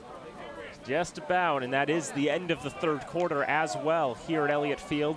The Falcons leading by a score of 23-7. And while I have a moment, John and Alex, I want to sort of promote, the Falcons Sports Network that helps broadcast all the Fitchburg State athletics that FATV doesn't cover. Absolutely. Yep, that's something I am proudly a part of, and we'll be having games on Tuesday, Thursday, and Saturday, home games here all at Fitchburg State University. The Falcons women's and men's basketball teams will be taking on Clark University on Tuesday, 5:30 and 7:30 starts, and then same times 5:30 and 7:30 on Thursday the 19th. Women's basketball against Rivier, men against Rhode Island College. And then on Saturday the 21st, ice hockey will be in action at the Wallace Civic Center. They'll be taking on the Panthers of Plymouth State. And all of those games, of course, can be seen at FitchburgFalcons.com. Is that not correct? That is correct. And, of course, there's the excellent FATV crew. We'll give them credit once again. Our director today is John Dextrays. Eric Baird running the audio board for us. Travis Falk, our fantastic technical supervisor. We couldn't do anything without him, pretty much. Ty Dorsey, Dave Oster down on the sidelines for you. And Tim Dowston, Scott May, usually up on the lift. It was a little windy, so today they're just up at the top of the stands running cameras for you. All right, we go into the fourth quarter, last quarter of the season here at Elliott Field. And this is... I think I have no idea what that was supposed to be. I know Fitchburg's going to get the ball no matter what, because that play didn't gain 25 yards. That was a fake punt, maybe? Yeah, they tried to do a fake punt. Drew Bolden was actually back to kick that away as opposed to the normal punter of Ryan Waldecker. And, well, that was a complete mess is what that was. Yeah, that was Indianapolis Colts-esque on the fake punt attempt by Plymouth State. I didn't think it was that bad, but the result was that bad? It was. And it's going to be Fitchburg ball in Plymouth territory. So Falcon offense takes the field as they start the final quarter of the regular season. Ty Spencer in motion to the far sideline. Delikai will throw long. Ekstrom's there. Receiver's there. Pass falls incomplete. I think both Ekstrom and the defender wanted a flag. Neither of them get it. It's just an incomplete pass. Guess you could say they cancel each other out, and I believe that is Drew Bolden, as we mentioned before, already playing both sides, offense and defense. So after that sort of botched play in the last play, he makes up for it, playing good enough defense to close Taylor Ekstrom off the route and not let him make the catch. Yeah, and Bolden had a chance to go up and get that one, too. If he had looked back at the pass, I think Delikai really floated that one up. Three receivers to the left side for the Falcons. Handoff goes straight up the middle. That's Javon Brown-Simpson. Bounces out to the outside. My apologies. That's Sterling Garvin with the best run of the day. He's across the 30. Mark him out of bounds at about the 28-yard line. 1st and 10, Fitchburg State.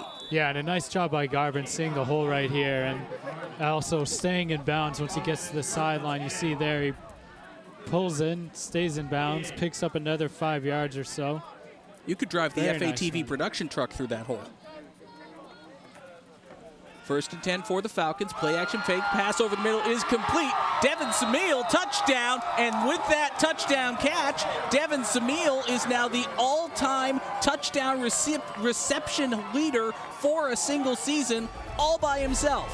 He's not tied with Carlos De La Rosa. He's not tied with Philip St. Juste. That record is his and his alone. 11th touchdown of the season for Devin Samil. You could see him shake off that tackle, and nothing in his way to the end zone after that.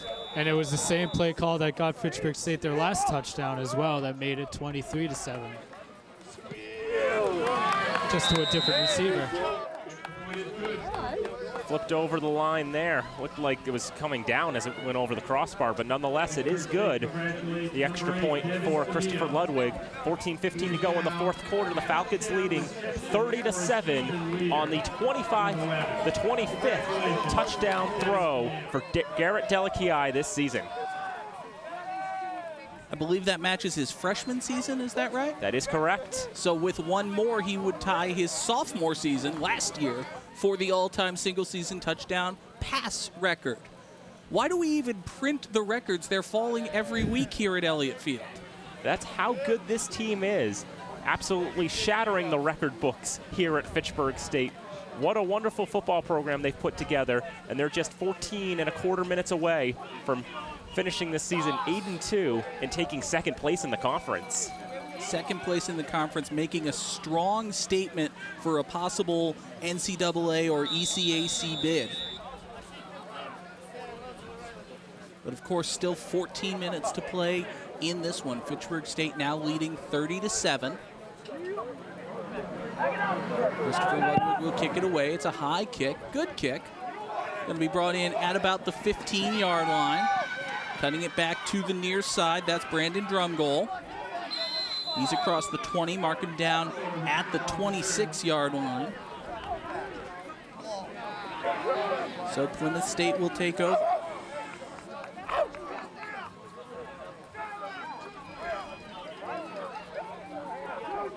Just going over some quick numbers. Delakiai on the day with the 4 touchdowns. I was going to mention his numbers now. 14 for 25, 157 yards and the 4 touchdowns. Ty Spencer 7 for 88 with the touchdown. Samil, all he's done today is catch touchdowns, 2 for 34 yards. And Trayvon Neal, same thing. He's only had 1 catch, but that was the 17-yard touchdown strike for him. If you're only going to make 1 or 2 catches, as long as they're all for touchdowns, I think you're okay with that. Put them points on the board. Motion to the backfield for Plymouth State once again. Handoff goes to the left side. Not much developing there. I believe that's Boniskevich, the ball carrier. The interesting thing with Boniskevich is he is by trade a running back, but today he's been primarily seen in the passing game, 6 receptions for 80 yards, but had only, up until this moment, 4 carries for -3. Brian Onye-Shefele, one of another senior who is playing his final game here at Elliott Field, made the hit on that one, and now Plymouth State calls their first time out of the second half. Teams were pretty conservative with timeouts in the first half, only 1 on each side, and now that's the first timeout we've seen here in this second half. You know, Alex, we mentioned it at the start of the game that this is a very young team for Plymouth State, and aside from their first drive, I think we're really seeing that. Yeah, and I think you've seen it really at the line of scrimmage with Fitchburg State adjusting to their style of offense. You saw in the first drive Plymouth State really controlling with the option. Since that has been taken away from them, their young quarterback has forced to throw the ball. Fitchburg State's really taken over the game in the backfield, and it's just given Plymouth State nothing to work with for the rest of the game. And you see that they haven't been able to get really anything going offensively since that opening drive. And also, Fitchburg State's offense has gotten it going as well, taking advantage of the just bad play of the Plymouth State defense. A very sloppy game for them as well, a lot of penalties. So you're not going to beat Fitchburg State making a lot of mistakes like that. Absolutely not. This is a tough enough defense as it is. Second down and 9, pass goes to the far side and is swatted down, incomplete. And I want to get back to something we saw before that last play. They've got the FATV broadcast on in the president's box right next to us. How you doing, Mr. President? Good to see you. You got good taste in television. I enjoy that. Yep, so happy hello to Rich Lapidus, our president at Fitchburg State University. His first year as the president here, replacing the retired Bob Antonucci. So happy hello, and hope you've been enjoying the broadcast today. It'll be 3rd down and 9 coming up for Plymouth State. They need to get to their own 36 to pick up a first down. Edwards will throw to the left side. That pass is complete. Brought in by Jimmy Boulay. I know we've called Boulay's name a couple of times as an intended receiver, but I think that's his first catch, Danny. Is that right? That is correct. It's taken a while for him to come up with one, but Boulay, who finally has one, the junior from Keene, New Hampshire. It's not a very long trip for him, just coming down Route 12 if he wanted to come from home. It's just his 5th catch of the season, too. So the scoreboard is showing 3rd and 3, but the down marker is showing 4th down. I have 2 guys in the booth who I can defer to. Is it 4th down? Oh, it is 4th down. It just changed it once they heard it. So. It is 4th down, and Plymouth State will go for it. They'll go with a run straight up the middle. In fact, this is going to pick up a first down and then much more. Andrew Villaro with his best carry of the day into Falcon territory. A big gain for him. And we have a player down in the backfield. Looks like Tegan Terabasi, who's down, freshman from Attleboro, number 57. Take a look at it here. You can see Terabasi kind of get plowed into from behind, but you also see Villaro just breaking tackles, getting out to the far sideline, and he's forced out of bounds after a big gainer.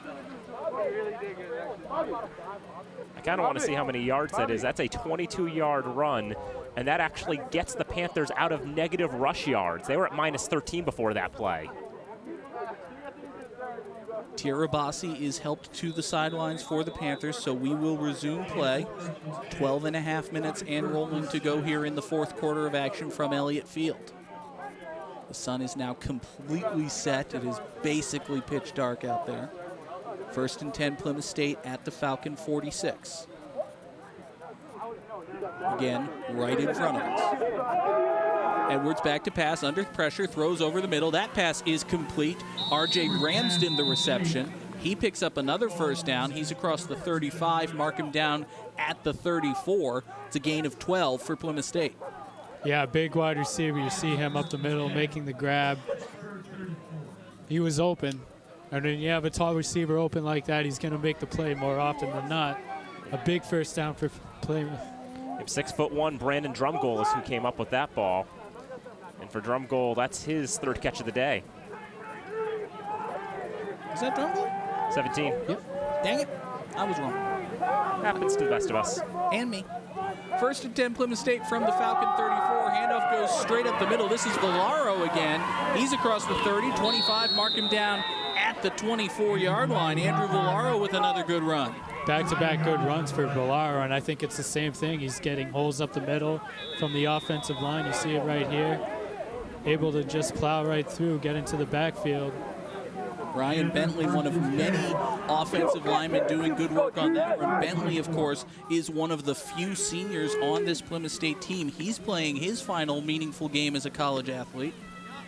For Villaro, that last run, that 22-yarder, that's his longest run all season, and he's a senior too. Let's not forget that. So his last meaningful game as well. 1st and 10 from the 24 now. Plymouth State handoff goes up the middle. That is Villaro, the ball carrier, once more. Gains about 3. Call it 2nd down and 7 coming up.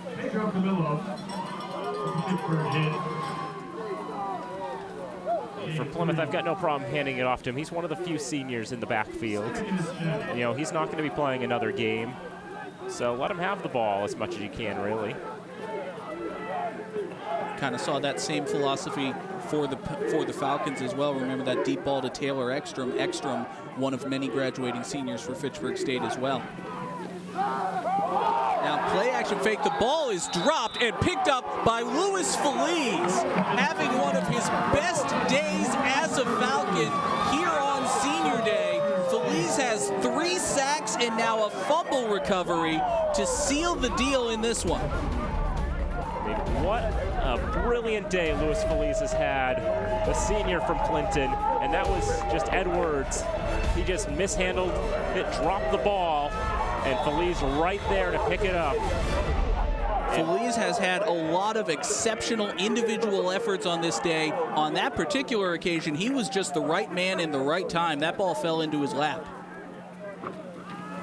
Now handoff goes to the Falcons up the middle. I believe that's Sterling Garvin, the ball carrier. No, excuse me. It's a man I've never called before. Shaheen Burnett, senior running back. You know, 2 years ago, when Fitchburg was taking on Plymouth, Shaheen Burnett actually broke for a very long touchdown run. And it was his birthday, too, when it happened.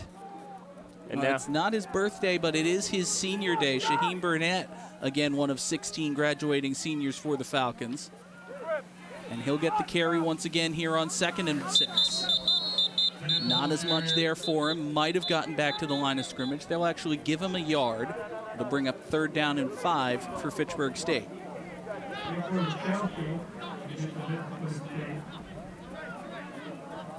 And that was Jake Orchikowski on the initial hit for Plymouth State right there to bring him down.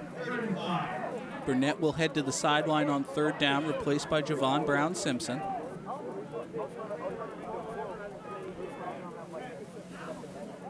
Three receivers to the far side. Play action fake. Delikiai rolls to the far side. Throws for Ty Spencer. Reaches out. Gets the 1st down. Stop the clock. Move the chains. 9:02 to play in the 4th quarter as we take a look at this one. And John, to me, it's not just the experience, but it's the size of these Fitchburg State players that have really made the difference in this game as far as making the receptions, making the plays on defense as well. So it's not just the experience. I think this Fitchburg State team is just bigger and better. That's a good point, Alex. Ty Spencer is 4 inches taller than R.J. Ramsden, who was covering him on that play, and you saw the result. Now back to live action. Delikiai floats a pass to the near side, near Ty Spencer, but that was really more just a throwaway. It'll be 2nd down and 10 for Fitchburg State. if you're playing on a Canadian field, I haven't made that reference yet this week, but if you're playing on a Canadian field, Spencer's got a great chance at pulling that ball in. But on the American football field, that's just a ball thrown away. All right, so we've had our obligatory CFL reference. We haven't had our obligatory professional wrestling reference. So look for that in the next 8:36. Well, Jamie's calling for an XFL reference. That's going to be hard to work in. If I could only remember it better than He Hate Me. Oh, that was going to be mine. Play action fake for Delikiai. He will throw over the middle. That pass is caught, brought in by Taylor Ekstrom. A diving catch on a Tommy Maddox-like throw by Delikiai. Move the chains once again. The Falcons are into Panther territory. Spot him down at the 43-yard line. Yeah, and it's been these slant routes, too, over the last 2 or 3 drives for Fitchburg State that have had a lot of success against this young Plymouth State secondary. 2 receivers to either side for Fitchburg State. Handoff goes up the middle. Not much developing there. That's Brown-Simpson, the ball carrier.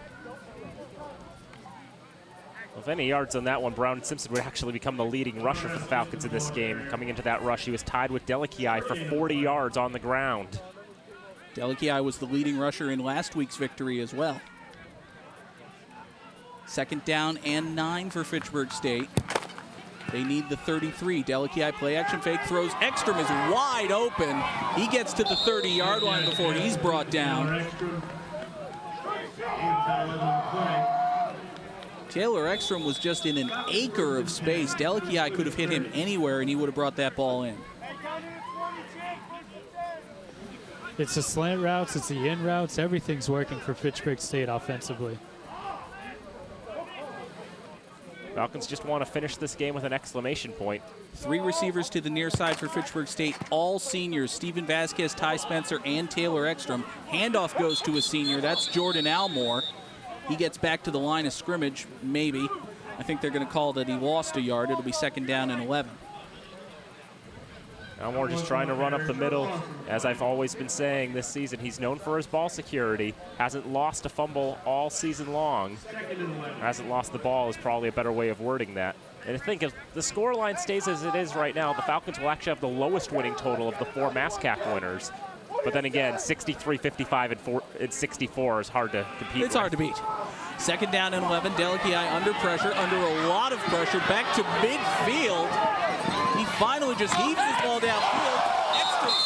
Extra did bring it in, but he was out of bounds. Good work by Delikiai to avoid the sack on what would have been a 20-yard loss. Ekstrom nearly made that catch. We'll take a look at it again, Alex. Yeah, and you take a look at Delikiai. He doesn't see anything initially up the middle. Now he's just running for his life, and he's trying to get to the sideline, find something down the field, and that one just broken up. Great I mean, a great there. effort there, but that one just broken up by Plymouth State. Not enough Delikiai could do there, but at least he didn't take the sack. I think that's the one thing you want to avoid when you're running around in the backfield like that. 3rd down and 11 for Fitchburg State. Delikiai will throw, looking to his right, under pressure. He is brought down in the backfield. He is sacked for the 2nd time today. That's Cam McGee, freshman D lineman from Winchester, I believe, making the hit for Plymouth State. Are they going field goal here? No, they're going to punt. It would be a 50-yard field goal. And the wind's against them, too. Ludwig, they're very bringing out the punting formation. Ludwig was late coming out on the field there. He wasn't sure what they were doing. You're not going to go for it 4th and 13 when you're up by 23 points, 5 minutes to play. Ludwig's kick is away. Fair catch called for and made for some reason at the 8-yard line. That ball looked ticketed for the end zone, but instead Plymouth State will be backed up at their own 8. Yeah, and that's an experience on the part of Plymouth State on that one. You just want to see the ball roll to the end zone, in my opinion. That's one of those plays you send 11 guys to try to block the punt, and if he gets it off, it's probably a touchback anyway. Could very well be Jimmy Boulay just forgetting where he was on the field, didn't realize he was inside the 10, just trying to make the sure thing, or maybe not wanting to take the risk of the ball, taking a bounce in favor of Fitchburg, bouncing short of the end zone. Regardless of the decision-making process, it is 1st and 10 from the 8 for Plymouth State, and they only have this shotgun offense. Edwards is basically on his own goal line. Handoff goes straight up the middle. I think the Falcons saw that one coming. It's, I believe, Villaro, the ball carrier. He doesn't get much. Give him 2 yards. Call it 2nd down and 8.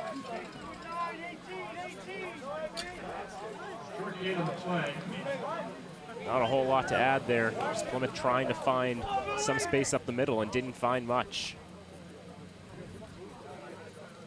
Second down and 8 coming up for Plymouth State. They need to get to their own 18-yard line to move the chains. And it is a new quarterback, Connor DeCasser, now leading the offense for the Panthers. And he hands it off to Jonathan Young, the ball carrier. Okay, who got that ball, guys? Let's see. 14, I'm told. 41. Haha. Jonathan Young. So the second stringers in for Plymouth State as they finish off the season. Trying some very different personnel for Young, his 19th carry of the season, so it's not a completely alien thing for him to be doing to run the ball, just he hasn't done it today. And usually when you bring in your second string, you're bringing in younger guys. That's not the case. Jonathan Young is a sophomore. He's older than every other running back the Panthers have, pretty much. 3rd down and 6 for Plymouth State. And we get whistles and flags, and a false start is indicated against the Panthers. So they have, for the last 4 minutes or so of the season for Plymouth, just try some different personnel, get some guys who haven't gotten as much playing time into this contest, get a chance to finish off the season, not going to be playing meaningful football again until next September, or for some of the seniors again at all. Loss of 5 because of the false start. We duck under 4 minutes to play. It'll be 3rd down and 11 for Plymouth State. Now back at the original line of scrimmage, back at their own 8-yard line. Again, it is Connor DeCasser now the quarterback. Jonathan Young set up in the backfield. DeCasser will pass. He's under pressure. He gets rid of it. And nobody really there. Officials are not calling intentional grounding, I guess. That'd be important because he was in the end zone when he was hit. But they're going to rule that there was an eligible receiver somewhere near that ball, which is a fair but generous ruling given that there's 3.5 minutes left to play. and Plymouth State will just kick it away. Could also be, the officials going a little easier. A couple of years ago, I was working a game on the sideline, and I remember the head linesman sort of muttering on one play in a blowout in Fitchburg's favor, just muttering maybe to one of the receivers, "You were 2 yards off sides, but it's late in the game. I'm just going to let you have that one." Are you telling me that officials let game situation decide their calls?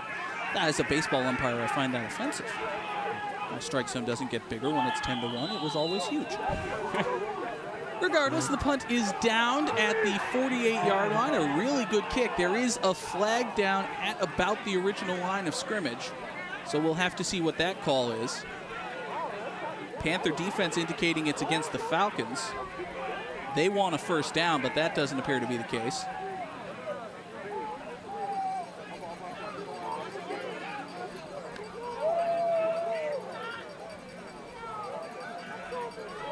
See, our referee is just putting the flag in his pocket. He doesn't seem interested in making a call.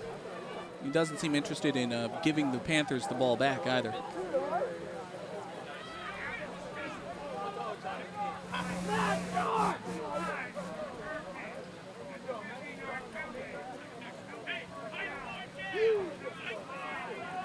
So I believe that's a dead ball, unsportsmanlike conduct penalty against the Falcons. So back Fitchburg State up 15 yards, but they will still keep the ball. Falcons will use a different quarterback for this last drive. Andrew Midden back into the game for the Falcons. Well, first time we've seen him today. We've seen Minton a couple of times this season. He does have a rushing touchdown. Handoff goes to Shaheen Burnett up along the left side. He's across the 40 to the 42-yard line, a gain of 5 for him.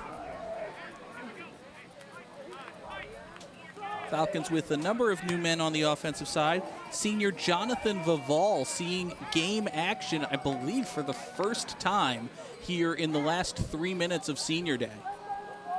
He's lined up on the near sideline. Midden hasn't attempted a pass this season. And it'd be nice if he could find Vival, who, as far as we know, hasn't completed a pass. Handoff goes to Burnett on second down. Straight up the middle, nothing there. Flag comes in late. And the play is going to be no gain. And we'll check the foul at the end of it.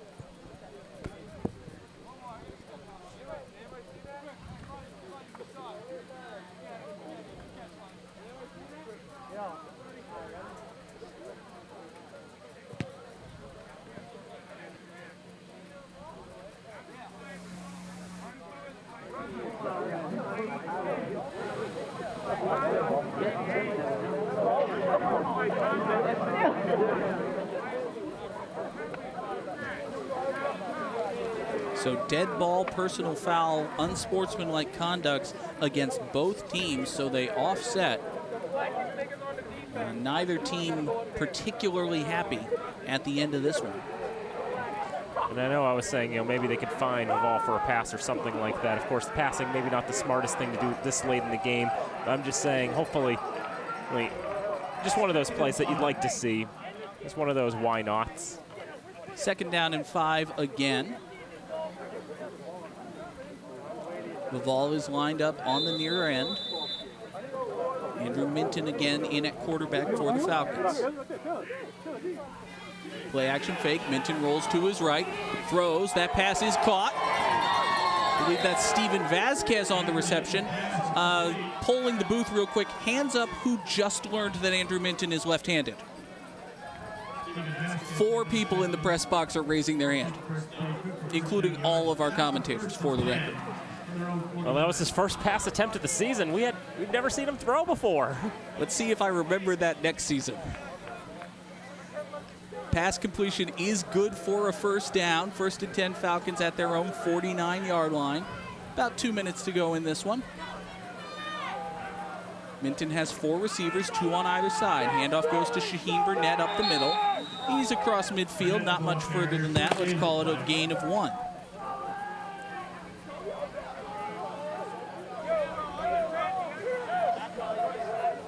Falcons certainly going to go to 8-2 on this one, and as we've been mentioning, if they get into the ECAC Bowls, it'll be the 20th, 21st, or 22nd, the game down at Central Connecticut State University. So look up the ECAC's website at ecacsports.com for more information on that. 2nd down and 9, Fitchburg State. Handoff goes to Shaheen Burnett on the left side. He gets to about the 47-yard line, call it a gain of 3.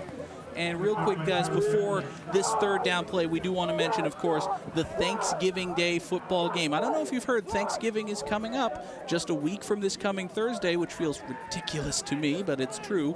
Leominster at Fitchburg, Thursday the 26th of November. That's a 10 o'clock kickoff. We will be on the air, a 9:30 pregame right here on FATV. Now 3rd down and 9. Handoff goes to Burnett on the draw. Plunges forward, might have gotten the 1st down.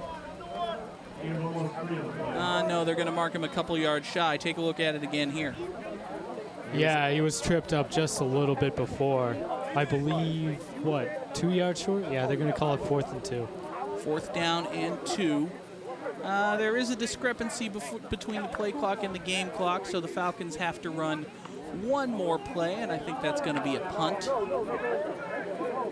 Maybe. Falcons are taking their time. I think they're going to run the clock out, maybe take the delay of game before they kick this one away. Certainly not rushing into anything. They're just standing around. And the Falcons are slowly bringing on an extra offensive lineman who was 15 yards downfield on the Plymouth State sideline. You see there, Steven Vasquez is like, is that not where I was supposed to be? Oh, come on. Come on, guys. Falcons did call the timeout with 10 seconds left, so they won't lose the 5 yards, and they had all their timeouts in their pocket, so why not? So how's this for a final play of the season, guys? The Falcons are going to punt. At least they're punting up 23 points. That's true. That's very true. Low snap, handles it well, kick is away, high spiral. Brought in at the 10-yard line. And returned, and that is the end of the season. Assuming, nope, they're flags. For a second, I thought we were going to get out of here, but no. There are flags down at the end of the play.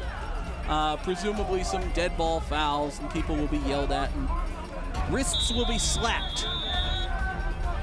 Yeah, and I believe they just waved it off, right? Yeah, it's like, nobody cares anymore. Go home. That is the end of the game, and that is the end of the season for us here on Fitchburg Access Television. Real quick, one more time, we want to thank the outstanding FATV crew who has brought you this game and so many others. Of course, myself, John Gugerty, Dan Bolak by my side, Alex Bogdasarian joining us today. Thank you so much, Alex, for showing up. Our director, John Dextrays. Eric Baird is running the audio board for us. Travis Falk, our technical supervisor. Ty Dorsey, Dave Oster down on the sideline cameras for you. And Tim Doust and Scott May up top. Folks, these guys do an amazing job, and we absolutely could not do this without any of them. And, of course, we also couldn't do it without you. We thank you so much for watching a wonderful season of Falcon football. We'll see you Thursday the 26th, Thanksgiving, a 9:30 start right here on FATV.